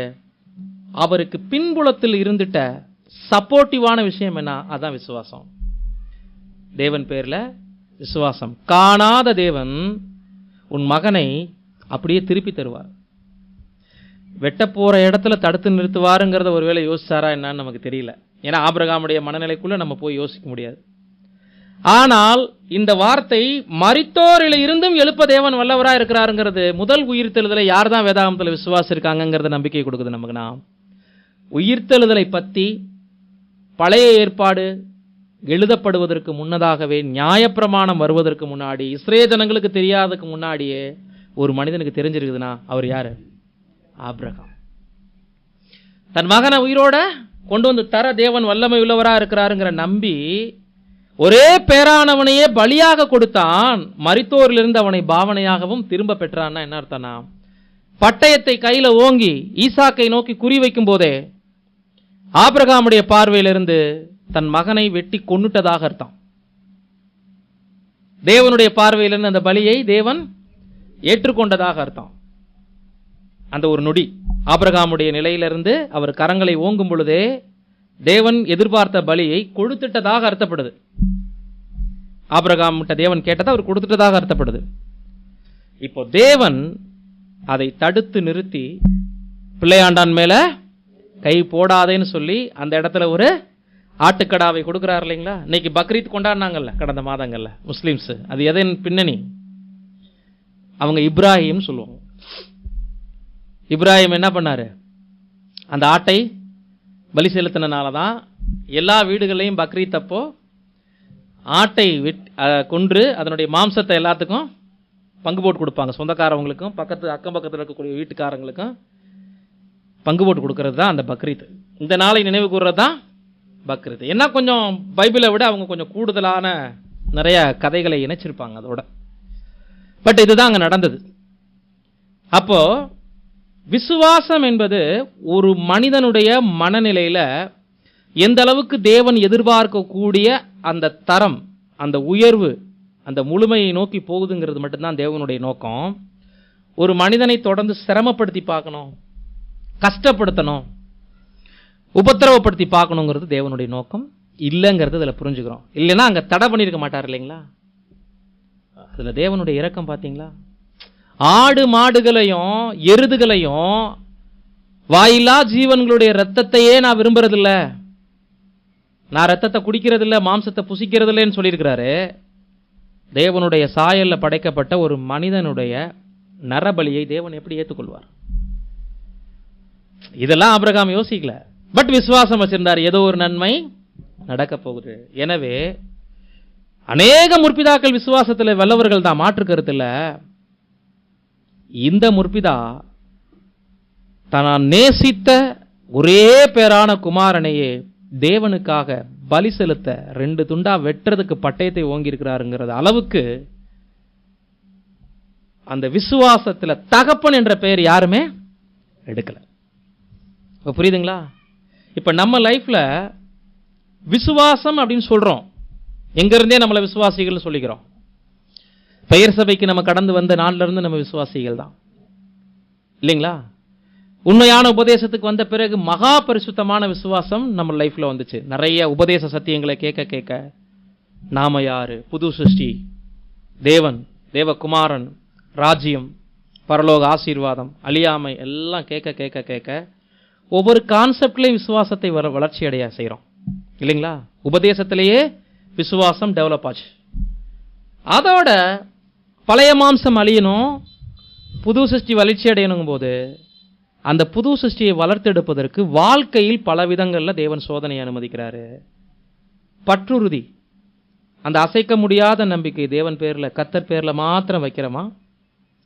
மாம்சத்தில், பணம் காசு மீது, மனிதர்கள் மீது, விடுவிக்க முடியாத சக்திகள் மீது நம்ம நம்பிக்கை போகுதான்னு பார்க்கறதுக்கு உபதேச சத்தியங்களை மகா பரிசுத்தமான விசுவாசம் சொல்றோம். அதுல ஒரு டெவலப் நமக்குள்ள போயிட்டு இருக்கு. சத்தியத்தை கேட்க கேட்க கேட்க கேட்க அதுல ஒரு வளர்ச்சி நிலையை நோக்கி நம்ம கடந்து போறோம் இல்லைங்களா? ஆனால் கூடவே இந்த சத்திய அறிவு தேவன் எதுக்கு கொடுக்கிறார்னா, கேரக்டர்ல எந்த அளவுக்கு வளர்றோம், அதுல குறிப்பாக அனைத்து குணலட்சணங்களையும் வளர்த்தெடுக்கக்கூடிய குணலட்சணம் விசுவாசம். விசுவாசம் சோதிக்கப்படக்கூடிய ஒவ்வொரு தருணங்கள்லையும் மேக்சிமம் நம்ம முகவாடல்களை வெளிப்படுத்துறோமா, முறுமுறுப்புகளை வெளிப்படுத்துறோமா, அல்லது அந்த சூழ்நிலைகளுக்குள்ள நம்மளை உட்படுத்தி கொள்ளாமல் முரட்டாட்டம் பண்றோமா? இது எல்லாமே புடமிடப்படுவதில்லை, நம்மளை நாமளே நாம கேட்கக்கூடிய கேள்வி. ரொட்டேட் ஆகுதுன்னு சொல்றோம் இல்லைங்களா? ஒரு சோதனை ஏன் ரொட்டேட் ஆகுதுன்னா, ஒரு மனிதனுக்குள் விசுவாசம் பக்குவப்படுத்தப்பட வேண்டிய எல்லை வர்ற வரைக்குமே விசுவாசம் தொடர்ந்து பலவிதமான சோதனைகளால புடமிடப்பட்டு கொண்டே இருக்கும். வந்த இடத்திலேயே சோதனை வரும், விழுந்த இடத்திலேயே விழுந்துட்டு இருப்போம். ஏன்னா புது சிருஷ்டிகளுக்கு பழைய ஏற்பாடு முற்பிதாக்களை எல்லாம் தேவன் முன்னடையாளமாக தான் வச்சிருக்கிறாரு. பட் நாமளும் அது மாதிரி சோதிக்கப்படுவோம். இன்னும் சொல்ல போனா அதை விட சோதிக்கப்படணும். ஏன்னா நமக்கு மாம்சத்துல லைஃபே இல்லை. இந்த மாம்சம் அழிவுக்குட்படுத்தப்பட்டு விசுவாசத்துல நம்ம பூரணப்படுத்தப்படணும் புது சிருஷ்டியாக. வாசிக்கலாம் 1 பேதுரு 1ஆம் அதிகாரம் வசனம் 7. அழிந்து போகிற பொன் அக்கினியினாலே சோதிக்கப்படும், அதை பார்க்கிலும் அதிக விலையேற பெற்றதாயிருக்கிற உங்கள் விசுவாசம் சோதிக்கப்பட்டு இயேசு கிறிஸ்து வெளிப்படும் போது உங்களுக்கு புகழ்ச்சியும் கனமும் மகிமையும் உண்டாக காணப்படும். இப்போ அழிந்து போகின்ற ஒரு உலோகத்தை, ஒரு பொன்னை, தங்கத்தை நமக்கு உதாரணமா வச்சு விசுவாசத்தை தங்கத்தோட மேட்ச் பண்றாரு பாருங்க. ஒரு பொன்னை ஒரு நகை ஆபரண தங்கமாக செய்வதற்கு பலமுறை அந்த குகையில போட்டு உருக்குறாங்க, காய்ச்சுறாங்க. அந்த பொன் ஆபரணமாக ரெடியாவதற்கு முன்னாடி பல விதங்கள்ல தகுதிப்படுத்தப்படுவது போல நமது விசுவாசம் பூரணப்படும் போது தேவனுடைய கரத்துல அலங்காரமா நம்ம இருப்போம். அந்த ஜீவ கிரீடத்தை நம்ம பெறுவது அந்த ஜுவல்ஸ் தயாராகி முழுமை அடைகிற இடம்.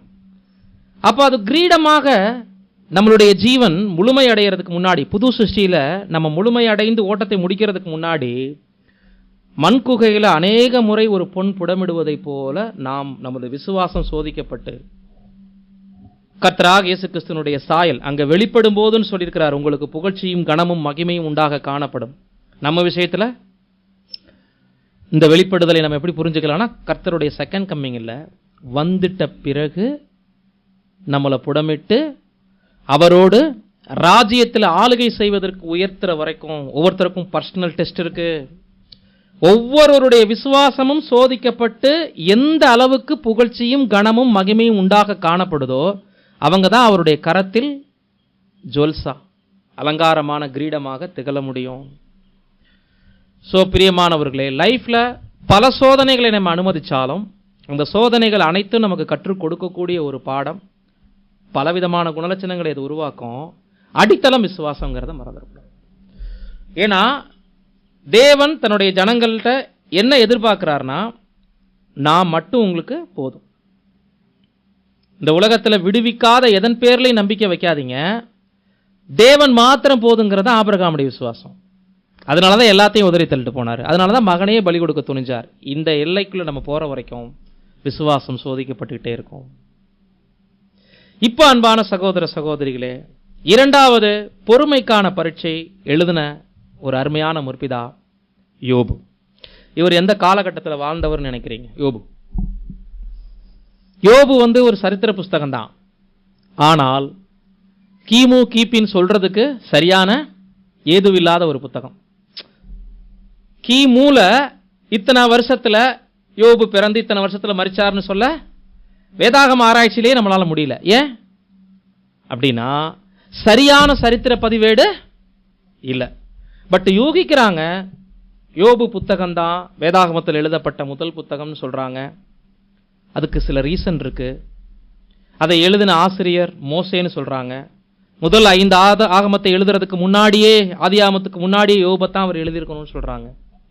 இந்த புத்தகத்தில் வரக்கூடிய சில கதாபாத்திரங்கள், நபர்கள், ஏரியா பேரு, இதெல்லாம் ஒப்பிட்டு பார்க்கும்போது ஆபிரகாமுடைய நாட்களில் வாழ்ந்துட்ட அந்த குடிகள், அந்த ஜாதிகள் பேரெல்லாம் வருது.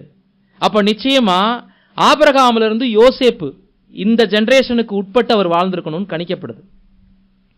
ஆபிரகாமிலிருந்து யோசேப்பு வரைக்கும் இருக்கக்கூடிய காலகட்டம் இருக்கு இல்லைங்களா, இந்த இடைப்பட்ட நாட்களில் தான் யார் வாழ்ந்திருக்கணும்? ஆபிரகாமுக்கு பின்னாடி யோசேப்புடைய மரணத்துக்கு முன்னாடி இருக்கக்கூடிய காலகட்டத்தில் ஒருவேளை யோபு வாழ்ந்திருக்கலாம் என்று யூகிக்கப்படுது. எனவே இந்த யோபுடைய புத்தகத்தை கதை நிஜம் இல்லை அப்படின்னு ஒருவேளை ஏதாவது கருத்துக்கள் இருந்துச்சுன்னா அதை நம்ப வேண்டாம். நிஜமான சரித்திரம் தான், இலக்கிய நடைகள் எழுதப்பட்டது. நாடக பாணியும் அதில் கடைபிடிக்கப்பட்டிருக்கும், கவிதை நடையிலையும் பேச்சுவார்த்தைகள் இருக்கும். ஸோ அதனால இலக்கிய படைப்புகளில் ஒன்று இது சொல்லலாம். ஞான புத்தகம்னு இதுக்கு பேரு. யோபுக்கு என்ன பேருங்க புத்தகத்துக்கு?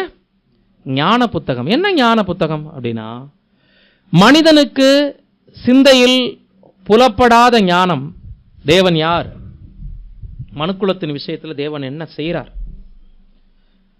எதை நடப்பிக்கிறார் தேவன், எங்க வாழ்க்கையில ஏன் இவ்வளோ தீமை, இப்படி சகல கிரிட்டிக்கலான கேள்விகளுக்கும் பதில் சொல்லக்கூடிய வேதாகமத்தினுடைய ஒரே புத்தகம், தேவனுடைய மனநிலையிலிருந்து பதில் சொல்லக்கூடிய புத்தகம்.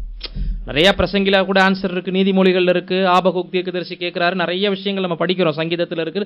தெய்வீக திட்டம் இருக்கா இல்லையான்னு கேட்கல, தேவனுடைய மனநிலையிலிருந்து தேவனை கேள்வி கேட்ட மாதிரியும், தேவன் அதற்கு மனுக்குலத்துக்கு ஆன்சர் பண்ண மாதிரியும், தெல்ல தெளிவான தெய்வீக திட்டத்தினுடைய ஞானத்தை போதிக்கக்கூடிய ஒரு இலக்கிய படைப்பு தான் யோபு புத்தகம்.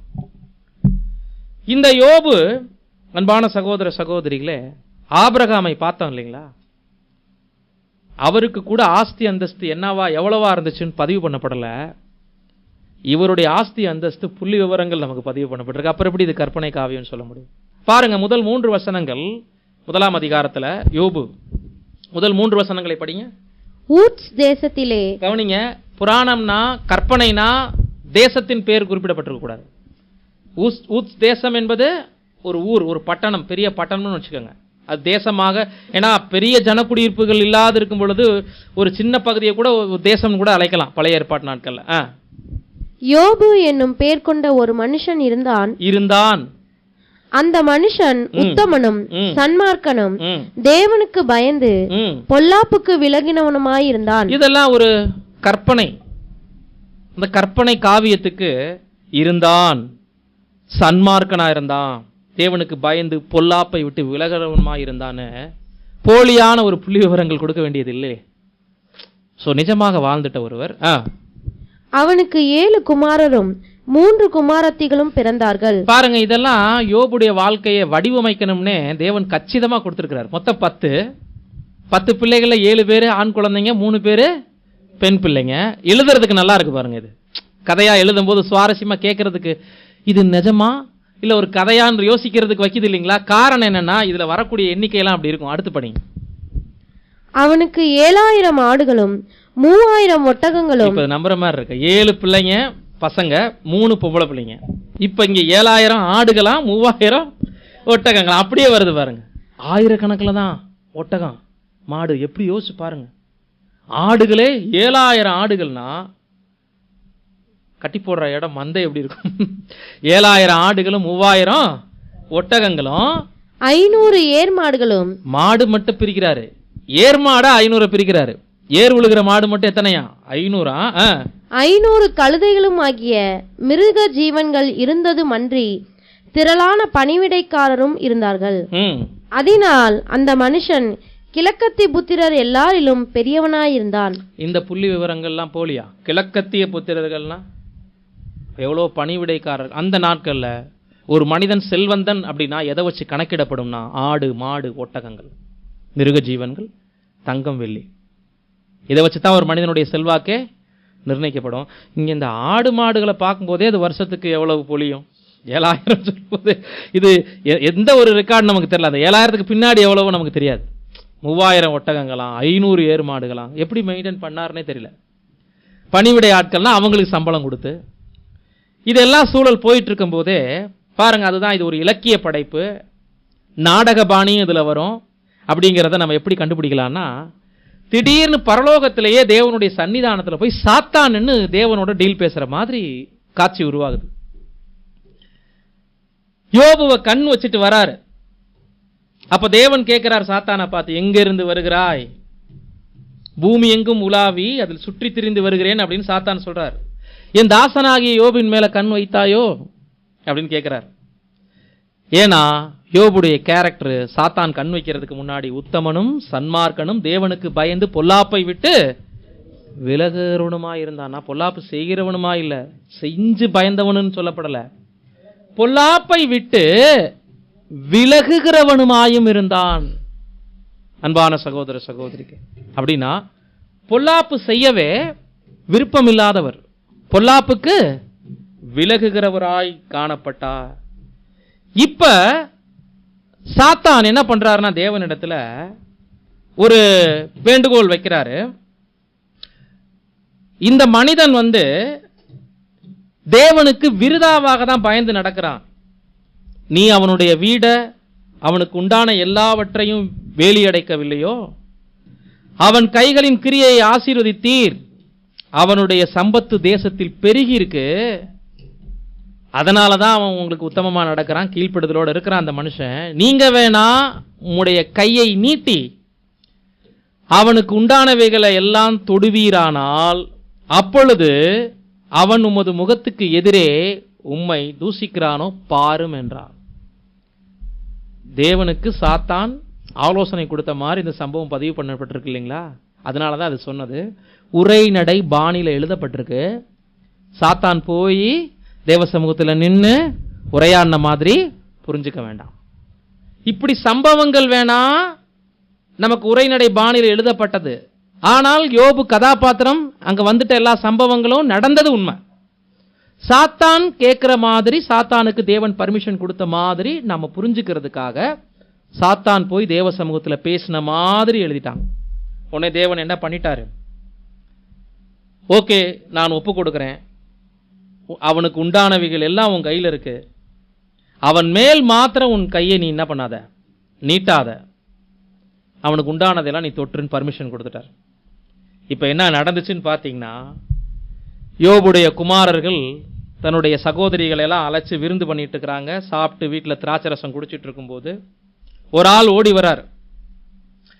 எருதுகளை உழுது கொண்டிருக்கும் போது, கழுதைகள் பக்கத்தில் மேய்ஞ்சிட்டு இருக்கும் போது சபேயர் அவர்களுக்கு விரோதமாக வந்து அவைகளை சாய்த்து கொண்டு போயிட்டாங்க. வேலையாட்கள் எல்லாம் பட்டய கற்களை வெட்டி போட்டாங்க. பாருங்க, இது நடந்ததுதான். இப்படி சொல்லிக்கிட்டே இருக்கும் போதே வேறொரு மனுஷன் ஓடி வர்றான். வானத்திலிருந்து தேவனுடைய அக்கினி விழுந்து ஆடுகளையும் வேலையாட்களையும் சுட்டரிச்சு போட்டுருச்சுன்றார். நான் மட்டும் தப்பிச்சு ஓடி வந்தேன். பாருங்க, சொல்றது பூரா எப்படி இருக்கு பாருங்க. யதார்த்த மாதிரியே இல்லாம இருக்கும்.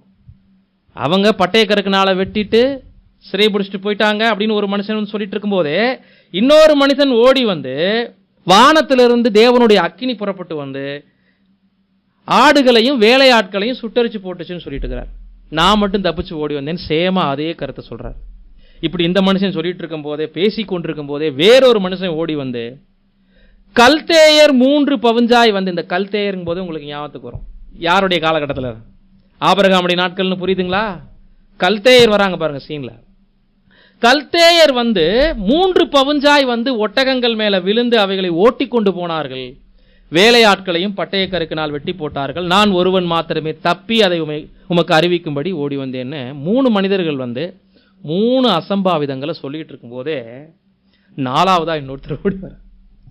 இவர் தான் பேரதிர்ச்சி கொடுக்கிறாரு. இப்படி அவன் பேசிக்கொண்டிருக்கும் போதே வேறொருவன் வந்து, உம்முடைய குமாரரும் உம்முடைய குமாரத்திகளும் தங்கள் மூத்த சகோதரன் வீட்டிலே திராட்சரசம் குடிக்கிற போது வனாந்திர வழியாய் பெருங்காற்று வந்து அந்த வீட்டின் 4 மூலைகளிலும் அடிக்க பிள்ளைகளின் மேல் விழுந்ததினால் அவர்கள் இறந்து போனார்கள். நான் ஒருவன் மாத்திரமே தப்பி அதை உமக்கு அறிவிக்கும்படி வந்தேன் என்றார். சேம் 4 பேரும் ஒரே மாதிரி தப்பிச்சு ஓடி வராங்க. 4 பேருமே யோபுக்கு ஆபத்தை, அவருடைய உடைமைகள் போனதை பத்தி சொல்றாங்க. உடைமைகள்லாம் போச்சு, உறவுகளும் இந்த இடத்துல போயிருப்பாரு. இதுல பாருங்க, யோபு மனுக்குலத்திற்கான அருமையான அடையாளம் ஞான புத்தகம் என்று நம்ம சொல்வது எதுல விளங்குது? வனாந்தரத்திலே பெருங்காற்று, வீட்டின் 4 தூண்கள் சாய்ந்து விழுந்து பிள்ளைக வர சாகிறாங்க. வனாந்தரத்தின் காற்று மகாபத்திரவம், வீட்டின் 4 தூண்கள் பூமியினுடைய 4 அமைப்புகள், யோபுடைய பிள்ளைகள், முழு மனுக்குலமும் மகாபத்திரவத்தில் வரப்போற மிகப்பெரிய ஆபத்தை, சந்திக்க போற ஆபத்தை சித்தரிக்குது பாருங்க இந்த சம்பவம். குறிப்பா அது ஒரு பாடமா தனியா இன்னொரு நாள் நம்ம பார்க்கலாம். பெரிய இழப்பு. இப்ப யோசிச்சு பாருங்க, விசுவாசமும் பொறுமையும் சேர்ந்து சோதிக்கப்படுதா இல்லைங்களா அந்த இடத்துல? இப்ப யோபுவை பொறுமைக்கு மாத்திரம் ஒதுக்க முடியாது. நம்ம முதவே சொல்லிட்டோம், ஒரு பண்புகள் மற்றொரு பண்புகளை என்ன பண்ணுது? வளர்த்தெடுப்பதற்கு சப்போர்ட் பண்ணுது. ஒரு குணலட்சணம் மற்றொரு குணலட்சணத்தை உருவாக்குது. இப்ப யோபுவிடம் ஒன்னா நடக்கிறத வந்து தெரிவிக்க தெரிவிக்க அடுத்தடுத்து அவருடைய பொறுமை சோதிக்கப்படுதா இல்லைங்களா? சோதிக்கப்படுதா இல்லைங்களா? இதுதான் பொறுமைங்கிற ஒரு குணம் நமக்குள்ள பூரணப்படணும்னா அடுத்து நாம பொறுத்து கடந்து போகக்கூடிய, சகித்து கடந்து போகக்கூடிய இன்சிடென்ட் தொடரணும். நமக்குள்ள அந்த பொறுமை வலுப்பெறணும் அப்படின்னா நம்ம பொறுமையா இருப்பதற்கு சூழ்நிலைகள் தொடர்ந்து அனுமதிக்கப்படணுங்கிறதுக்கு யோபு உதாரணம். புரியுதுங்களா? தொடர்ந்து அசம்பாவிதங்கள் வந்துகிட்டே இருக்கு. ஆனால் இந்த சூழ்நிலைகள் எல்லாவற்றிலும் நம்ம படிக்கிறோம் 22ஆம் வசனத்துல, அது மாத்திர வாசிங்க. 21, 22 படிங்க. நிர்வாணியாய் என் தாய், முதலாம் அதிகாரத்துல 21, 22 வாசிக்கிறாங்க. நிர்வாணியாய் என் தாயின் கர்ப்பத்திலிருந்து வந்தேன், நிர்வாணியாய் அவ்விடத்துக்கு திரும்புவேன். கர்த்தர் கொடுத்தார், கர்த்தர் எடுத்தார், கர்த்தருடைய நாமத்துக்கு ஸ்தோத்திரம் என்றான். இவை எல்லாவற்றிலும் யோபு பாவம் செய்யவும் இல்லை, தேவனை பற்றி குறை சொல்லவும் இல்லை. விசுவாசத்தையும் காத்துக்கொண்டார், பொறுமையாகவும் இருந்திருக்கிறாருங்கிறதா அதனுடைய அர்த்தம் இல்லைங்களா? என்ன ஸ்டேட்மெண்ட் பாருங்க. நிர்வாணியா என் தாயின் கற்பத்திலிருந்து வந்தேன், நிர்வாணியா எவ்விடத்திற்கு திரும்புவேன். நான் ஒண்ணுமே கொண்டு வரல, என்கிட்ட கொடுத்தது தேவன், என்கிட்ட எடுத்ததும் தேவன், அவருக்கு ஸ்தோத்திரம் முடிகிறார். முக்கியமான சாட்சி, இவை எல்லாவற்றிலேயும் யோபு பாவம் செய்யவில்லை, தேவனை பற்றி குறை சொல்லவும் இல்லை. பின்னாடி பேசியிருக்காரா இல்லையா? தன்னை மிதமிஞ்சின நீதிமானா காமிச்சிட்டு தேவன் என் நியாயத்தை ஒடுக்கினார்னு சொல்லியிருக்கிறாரா இல்லைங்களா? ஏதோ ஒரு சந்தேகம் அவர் கூட இருந்துட்டே இருந்துச்சு, கேள்விகள் கேட்டாரு, ஆனால் தேவனை அவர் தூசிக்கல.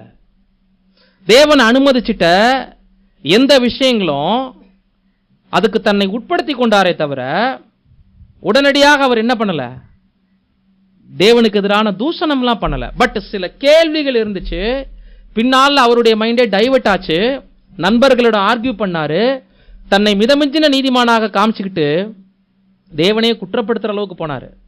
என் நியாயத்தை தேவன் ஒடுக்கிட்டாருன்ற அளவுக்குலாம் போனாரு, மாற்று கருத்துல. ஆனா இந்த சோதனைகளை அவர் எப்படி பார்த்தாருங்கிறதா அந்த பாடம்.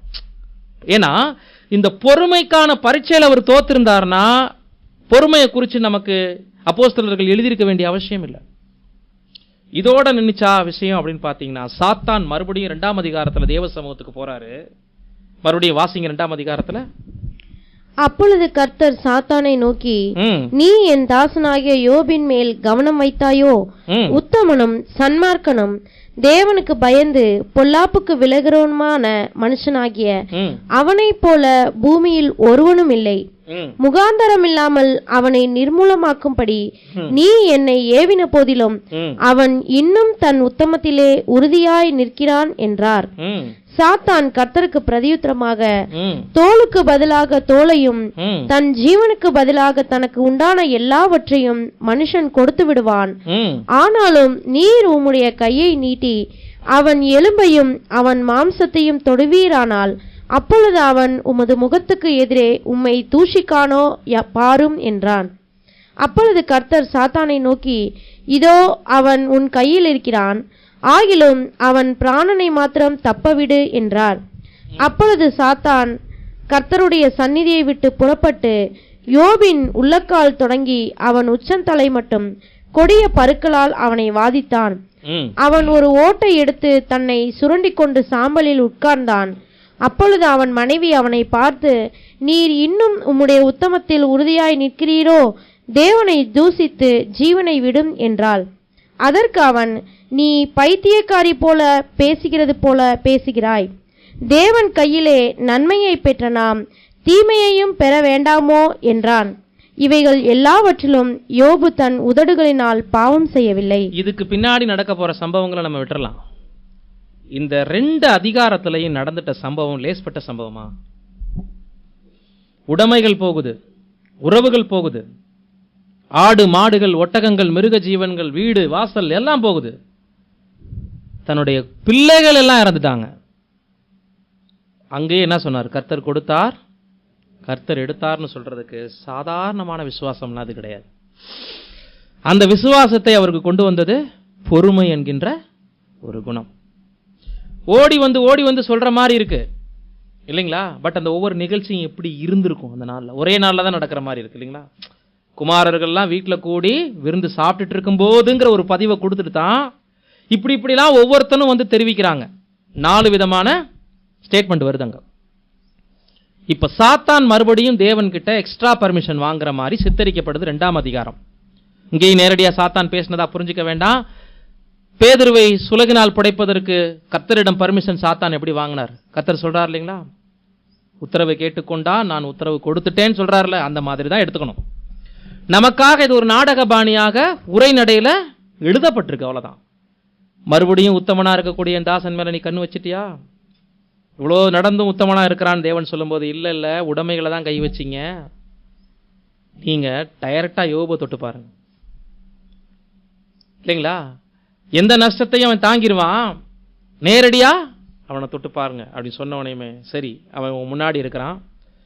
அவனுடைய உயிரை மட்டும் ஜீவனை மட்டும் என்ன பண்ணாத, சேதப்படுத்தாத, பிராணனை மட்டும் விட்டுரு, மற்றபடி என்ன வேணாலும் செஞ்சுக்கணும்னையுமே. உச்சந்தலையிலிருந்து உள்ளங்கால் வரைக்கும் பருக்களை தேவன் அனுமதிச்சார். மிகப்பெரிய சரீர வியாதி. ஒரு ஓட்டை எடுத்துட்டு சுரண்டி கொண்டு உட்கார்ற அளவுக்கு ஸ்கின் அலர்ஜி. மனைவிக்கு என்ன ஆயிடுச்சு? ரொம்ப கோபம் வந்துருச்சு. இவ்வளோ இழந்த பின்னாடி இன்னமும் நீ உன் உத்தமத்தில் நிலைத்திருக்கிறீரோ? தேவனை தூசிச்சு ஜீவனை விடு அப்படின்னு சொல்லி பொண்டாட்டி திட்ட ஆரம்பிச்சிட்டாங்க. ஏன்னா இப்ப இருக்கிற ஒரே ஆதரவு யார் தான்? மனைவி. இவ்வளவு இழந்துட்டாலும் கூட இருக்கிற துணை மனைவி. அவங்களே தேவனை தூசிக்கப்படும்படி ஆலோசனை கொடுக்குறாங்க யோபுக்கு. எப்படி இருந்திருக்கும் அந்த நிலை? யோபுடைய அந்த கேரக்டர், அவருடைய பொறுமை மற்றும் விசுவாசத்தை இந்த இடத்துல நம்ம எப்படி கண்டுபிடிக்கிறோம், எப்படி பார்க்கிறோம்? ஆச்சரியமானா, மனைவி நீர் இன்னும் உம்முடைய உத்தமத்தில் உறுதியாய் நிற்கிறீரோ? தேவனை தூசித்து ஜீவனை விடும் என்றால் அதற்கு அவன், நீ பைத்தியக்காரி பேசுகிறது போல பேசுகின்றாய். தேவன் கையிலே நன்மையை பெற்ற நாம் தீமையையும் பெற வேண்டாமா என்றான். இவைகள் எல்லாவற்றிலும் யோபு தன் உதடுகளினால் பாவம் செய்யவில்லை. ரொம்ப அருமையான வார்த்தைங்க. தேவனிடத்திலிருந்து ஆசீர்வாதத்தை மட்டும்தான் வாங்க வந்திருக்கிறோமா நம்ம? அவர் பார்த்து நம்மளை எப்படி வேணாலும் வணைவதற்கு அவருக்கு உரிமை உண்டு. நன்மையை பெற்றுக்கொண்ட நாம தீமையையும் பெற்றுக்கொள்ள வேண்டாமா? இந்த சூழ்நிலை வரைக்குமே தன் உதடுகளினால் யோபு பாவம் செய்யல. இதுக்கு பின்னாடி வரப்போகிற பல சாப்டர்ல 3 நண்பர்கள் வர்றாங்க. இவர் அவங்க கிட்ட கேள்வி கேட்கிறாரு, அவங்க பதிலுக்கு இவங்ககிட்ட கேள்வி கேட்கிறாங்க. தேவனே நேரடியா பேசுற மாதிரி இருக்கு. பெரும் காற்றிலிருந்து யோபுக்கு உத்தரவாகி பல ஆன்சர் கொடுத்து, நீ உத்தமத்தில் உறுதியா இருக்கிறியோ, நீ மிதமிஞ்சின நீதிமானா பேசுறியோன்னு சொல்லி வாயடைக்கிற சம்பவங்கள்லாம் போச்சு.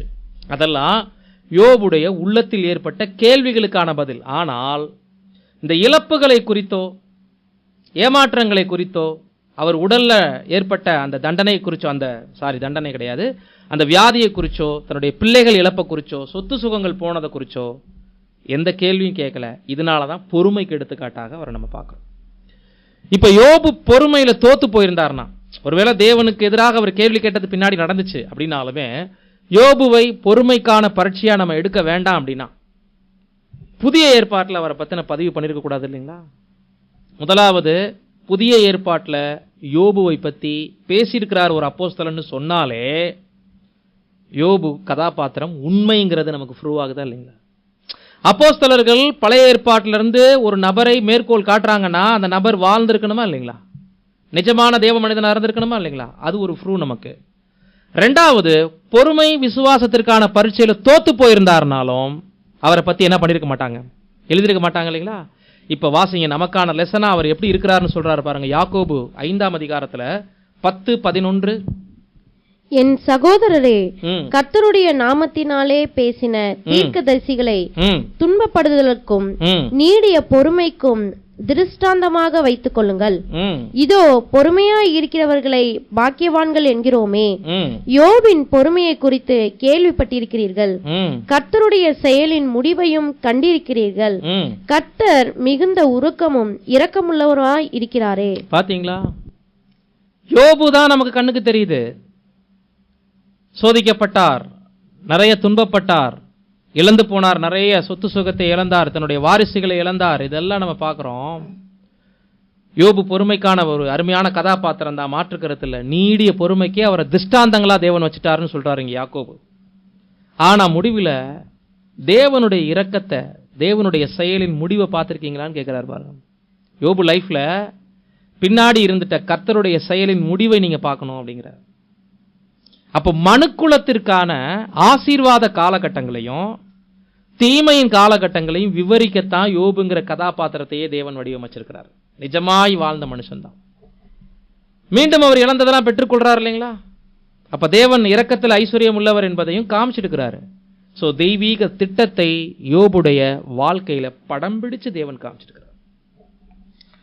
அப்ப யோபுடைய பொறுமை, அந்த பொறுமைக்கான பரீட்சைக்கு பின்னாடி தேவனுடைய இரக்கம் ப்ரூவ் ஆச்சு. தேவன் யார் என்பது, தேவன் எவ்வளோ அன்புள்ளவர் என்பது, எது செஞ்சாலும் ஒரு காரணம் இருக்குங்கிறது அங்க உறுதியாச்சு இல்லைங்களா? அந்த மாதிரி தான் பொறுமை நம்ம லைஃப்ல தொடர்ந்து சோதிக்கப்பட்டதானால் நாம யோசிக்கணும், நன்மைக்காகவே தேவன் எதையோ அனுமதிக்கிறார் நம்ம லைஃப்ல. எப்படி விசுவாசம் தொடர்ந்து புடமிடப்படணும், வளர்ச்சி அடைஞ்ச பிறகு ஃபைனல் சோதனை எழுதணும், அதுலேயும் அந்த பரீட்சை எழுதணும் நம்ம பார்த்தோமா? அந்த மாதிரி பொறுமைங்கிறது ராஜ்யத்தில் மனுக்குலத்தை ஆளுகை செய்வதற்கு அத்தியாவசியம். நாளைக்கு உயிர்த்தெழுதல்ல வந்து மனுக்குலத்தில் ஜனங்கள் எந்த அளவுக்கு கீழ்ப்படியாமையோட இருப்பாங்க பூரணப்படுற வரைக்கும். அப்ப அவங்க மேல நம்ம கோபப்படக்கூடாது, சகிப்புத்தன்மை காட்டணும், விட்டு கொடுக்கணும், மன்னிக்கணும் நிறையா. அப்படின்னா ஆளுகை செய்ய அழைக்கப்பட்டவர்கள் நம்மெல்லாம். அப்படிங்கும்போது பொறுமைங்கிற ஒரு குணப்பண்பை தேவன் ஏன் நமக்குள்ள வளர்த்தெடுக்க பிரயாசப்படுறார்? அதற்கான அசௌகரியமான சூழல் யோபு வாழ்க்கையில் அனுமதிக்கப்பட்டது போல நம்ம வாழ்க்கையிலையும் நிறைய பொறுமைக்கான பரீட்சை வந்துகிட்டே இருக்குன்னா, பொறுமை அன்பின் குணலட்சணங்கள்ல மிக மிக முக்கியமானது. தொடர்ந்து ஒருத்தர் மேல அன்பு காட்டணும்னா அவங்களை நம்ம பொறுத்து போனா தான் காட்ட முடியும் இல்லையா? ஒருத்தர் மேல அதிகம் பொறுமை வரணும், வந்தாதான் அது அன்பாக என்ன ஆகணும், பூரணப்படணும், பூரணப்படும் என்பதை ஒருபோது நாம மறந்துடக்கூடாது அன்பான சகோதர சகோதரி. அதை அப்படியே புது சிருஷ்டிகளுக்கு பேசும்போது மல்கியா தீர்க்க தரிசனம் வசனம் 3ஆம் அதிகாரம் வசனம் 2 மற்றும் 3. ஆனாலும் அவர் வரும் நாளை சகிப்பவன் யார்? அவர் வெளிப்படுகையில் நிலை நிற்பவன் யார்? அவர் புடமிடுகிறவனுடைய அக்கினியைப் போலவும் வண்ணாருடைய சவுக்காரத்தைப் போலவும் இருப்பார். அவர் உட்கார்ந்து வெள்ளியை புடமிட்டு சுத்திகரித்து கொண்டிருப்பார். அவர் லேவியின் புத்திரரை சுத்திகரித்து அவர்கள் கர்த்தருடையவர்களாய் இருக்கும் படிக்கும் நீதியாய் காணிக்கையை செலுத்தும் படிக்கும் அவர் பொன்னை போலவும் வெள்ளியை போலவும் புடமிடுவார். பாத்தீங்களா? லேவியின் புத்திரர் யார் இந்த இடத்துல? உடன்படிக்கைக்கு உட்பட்ட அவருடைய உண்மை ஜனங்கள், அவருடைய வரும் நாளில் வாழ்ந்து கொண்டிருக்கக்கூடியவர்கள், கர்த்தருடைய 2ஆம் வருகையின் காலகட்டத்தில் வாழ்ந்து கொண்டிருக்கக்கூடிய நம்மளை அவர் வெளிப்படும் போது யார் தான் நிலைநிற்க முடியும்ன்ற ஒரு கேள்வி கேட்கிறாரு. அப்படி அவர் வெளிப்படும் போது என்ன செய்வார்னா, அவருடைய புத்திரர்களை அக்னியை போலவும் வண்ணாருடைய சவுகாரத்தை போலவும் அவர் இருப்பாராம். அவர் உட்கார்ந்து வெள்ளியை புடமிட்டு சுத்திகரித்து கொண்டிருப்பார். அவர் லேவியின் புத்திரரை சுத்திகரித்து அவர்கள் கர்த்தருடையவர்களாய் இருக்கும்படிக்கு நீதியாய் காணிக்கையை செலுத்தும்படிக்கு பொன்னை போலவும் வெள்ளியை போலவும் புடமிடுவார். அப்படின்னா பலமுறை நெருப்புல வெள்ளியும் பொன்னும் சோதிக்கப்படுவது போல, வண்ணாருடைய சவுகாரம் கொண்டு வெள்ளை துணியை வெளுப்பது போல, ராஜ்யத்திற்கென்று தகுதியாகக்கூடிய அருமையான குணப்பண்புகள் நமக்குள்ள உருவாகி அவைகள் பூரணப்படுற வரைக்குமே சில சோதனைகள் ரொட்டேட்டா நமக்குள்ள வந்துகிட்டே தான் இருக்கும். ரொட்டேஷனா வந்துகிட்டே இருக்கும். அது ஒரு சில குறிப்பிட்ட காலகட்டம் விசுவாச சோதனையா இருக்கலாம், பொறுமைக்கான சோதனையா இருக்கலாம், அன்புக்கான பரீட்சையா இருக்கலாம், சகிப்புத்தன்மைக்கான பரீட்சையா இருக்கலாம், மாத்தி மாத்தி ஏற்படும். ஆனால் ஒன்றில் ஒன்று தொடர்பு படும். ஒரு குணலட்சண இன்னொரு குணலட்சணத்தை வளர்க்க உதவி செய்யும். ஒரே குணலட்சணம் மாத்திரம் சோதிக்கப்படாது, பல குணலட்சணங்கள் சேர்ந்து ஒரு குணலட்சணத்தை வலுப்படுத்தும். புரியுதுங்களா? அதே நேரத்தில் ஒரு குணலட்சணம் உருவாகுவதற்கு பல குணலட்சணம் கூடவே சப்போர்ட் பண்ணிட்டு இருக்கோம். பல குணலட்சணங்களும் சேர்ந்து உருவாகுங்கிறதையும் நம்ம இந்த பாடத்தில் கற்றுக்கொள்றோம். இறுதியாக ரீப்ரிண்ட்ல இருந்து 2 பகுதிகள் நம்ம வாசிக்கலாம்.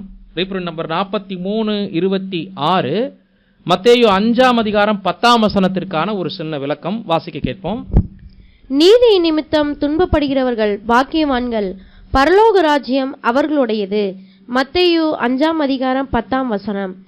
அநேக உபத்திரவங்களின் வழியாய் பரலோக ராஜ்யத்தில் நுழைய முடியும் என்ற நமது ஆண்டவரின் அடிப்படை உண்மையை இந்த வசனம் கூறுகிறது. சோதனை நேரும்போது தேவ வல்லமை நம்மை பாதுகாக்க முடியவில்லை என்றோ, நமது ஆண்டவருக்கு நம்மேல் அக்கறை இல்லை என்றோ இதற்கு பொருள் அல்ல. மாறாக சபைக்கு கொடுக்கப்படும் சோதனைக்கு ஏற்ப புதிய சுபாவம் விருத்தியடைந்து போதிக்கப்பட்டு உருவாக்கப்படும். கர்த்தரின் மேல் வைக்கும் விசுவாசத்தின் மூலமாகவும் சோதனைகள் பரீட்சைகள் மூலமாகவும் தான் அது பூமிக்குரிய அங்கங்களுடன் நீடித்திருக்கும். இந்த சோதனைகள் பல வழிகளில் வருகிறது.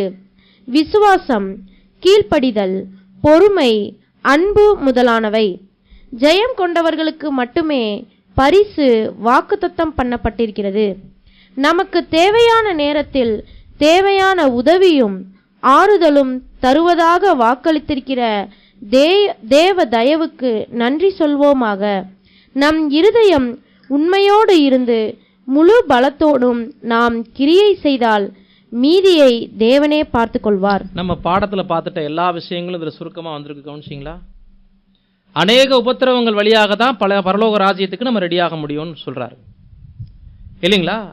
அப்ப ஆண்டவருடைய உண்மையான ஜனங்கள் எப்படி சோதிக்கப்படுவாங்க என்று சொல்லும்போது, இந்த சோதனை வரும்போது தேவன் நம்ம கூட இல்லை, அல்லது தேவனுடைய வல்லமை நம்மளை பாதுகாக்கக்கூடிய விதத்தில் இல்லை அப்படின்னு நம்ம முடிவு எடுத்துட வேண்டாம். ஆண்டவர் நம்ம மேல அக்கறை இல்லாமல் இருக்கிறாருங்கிற ஒரு முடிவுக்கும் போயிடாதீங்க. என்ன சொல்றார் அப்படின்னா, சபைக்கு கொடுக்கப்படும் சோதனைக்கு ஏற்ப புதிய சுபாவம் விருத்தி அடைகிறது தான் அதனுடைய நோக்கம். அப்படி புதிய சுபாவம் விருத்தி அடைந்து சோதிக்கப்பட்டு, அந்த இடத்துல போதிக்கப்பட்டுன்னு வரக்கூடாது, சோதிக்கப்பட்டு உருவாக்கப்படும்.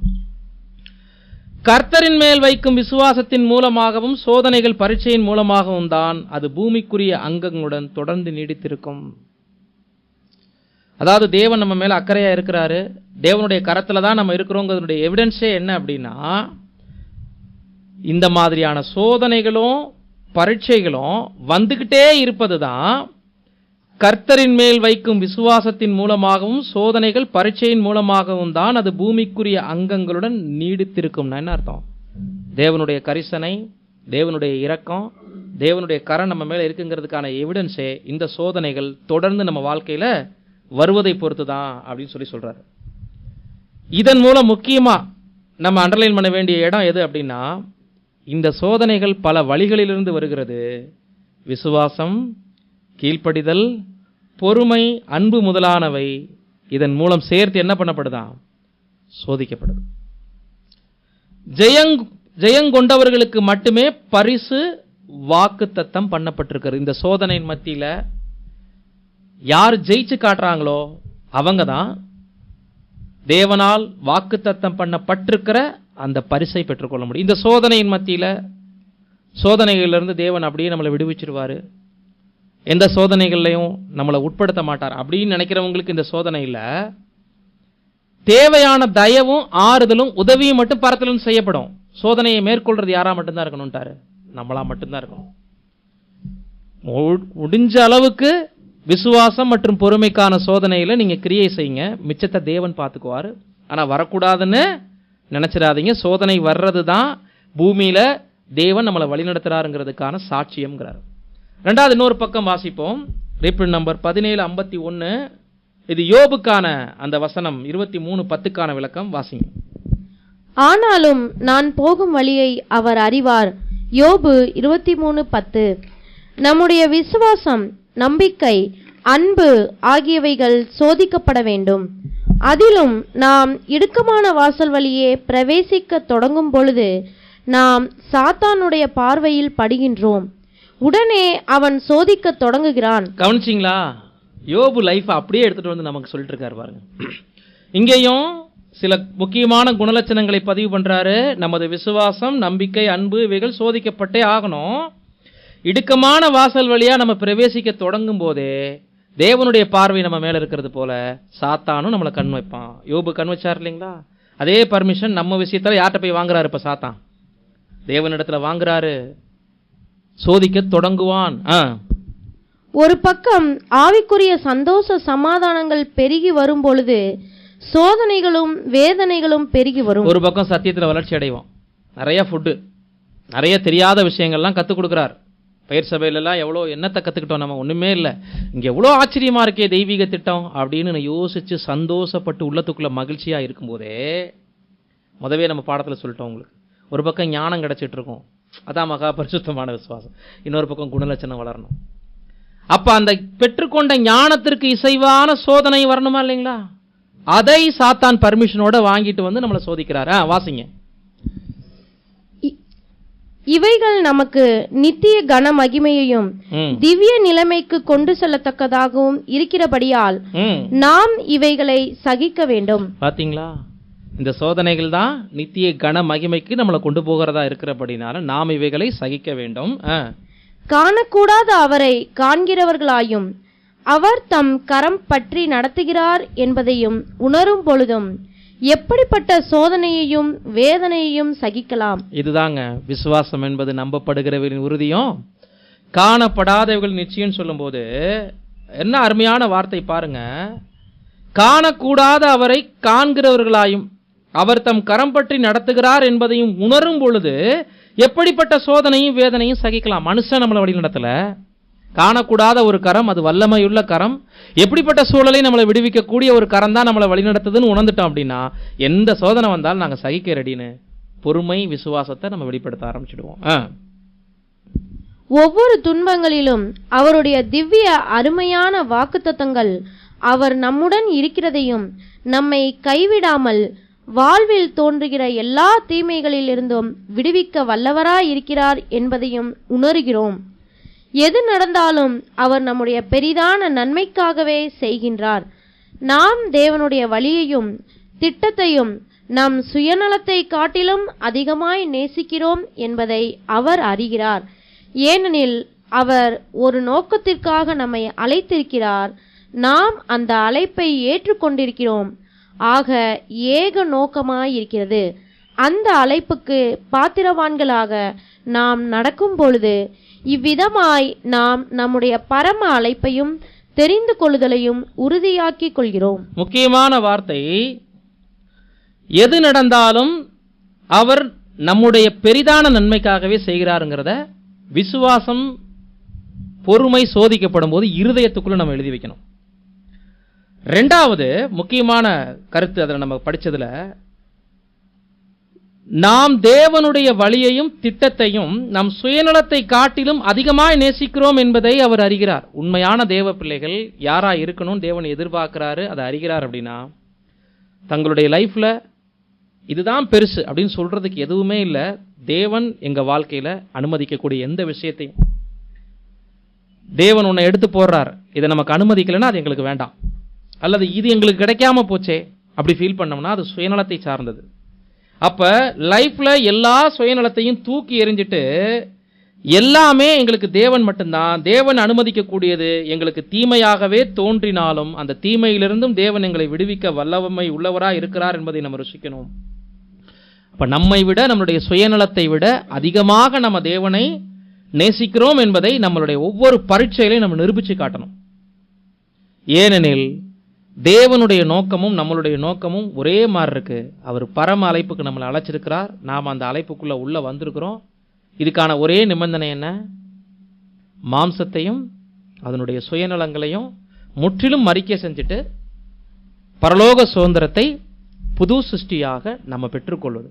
இப்போ நம்ம நோக்கமும் ஒரே நோக்கத்தில் தான் இருக்குது. தேவன் அழைச்சிருக்கிறது ஒரே நோக்கமாக இருக்கிறதுனால இந்த மாம்சமும் அதனுடைய சுயநலங்களும் அதற்கான தேவைகளும் பரலோக பரிசை நம்ம மிஸ் பண்ணிடுறதுக்கு எந்த விதத்திலையும் இடையூறாக இருந்துடக்கூடாதுங்கிறதுக்காக நமது இந்த உலகப்பூர்வமான நாட்டங்களையும் மாம்சத்தினுடைய இச்சைகளையும் சுயநலங்களையும் எடுத்து போடுவதற்கு தான் தேவனை பார்க்கிலும் அதிகப்படியான நம்பிக்கை வேற எதன் மேலே வந்துடக்கூடாது. பொருளாதாரங்கள் மேலேயோ மனிதர்கள் பேர்லையோ நம்மளுடைய சுயத்தின் பேர்லையோ சார்ந்து வந்துடக்கூடாதுங்கிற ஒரே காரணத்துக்காக தான் தொடர்ந்து நமது விசுவாசத்தையும் பொறுமையையும் சோதிக்கும்படியான அதிகப்படியான பரீட்சைகளை தேவன் அனுபவிச்சுட்டே இருக்கிறார். நோக்கம் இந்த அழைப்பையும் தெரிந்து கொள்வதில் நம்ம உறுதியாக்கணுங்கிறது தேவனுடைய நோக்கம்.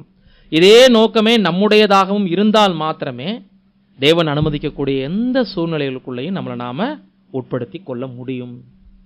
ஸோ அன்பான சகோதர சகோதரிகளே, அவ்விதமான ஒரு விசுவாச பரீட்சைகள் தொடர்ந்து நம்ம லைஃப்ல ரொட்டேட் ஆகிட்டே இருக்கா? பொறுமைக்கான சகிப்புத்தன்மைக்கான பரீட்சைகள் தொடர்ந்து ரொட்டேட் ஆகிட்டு இருக்கா?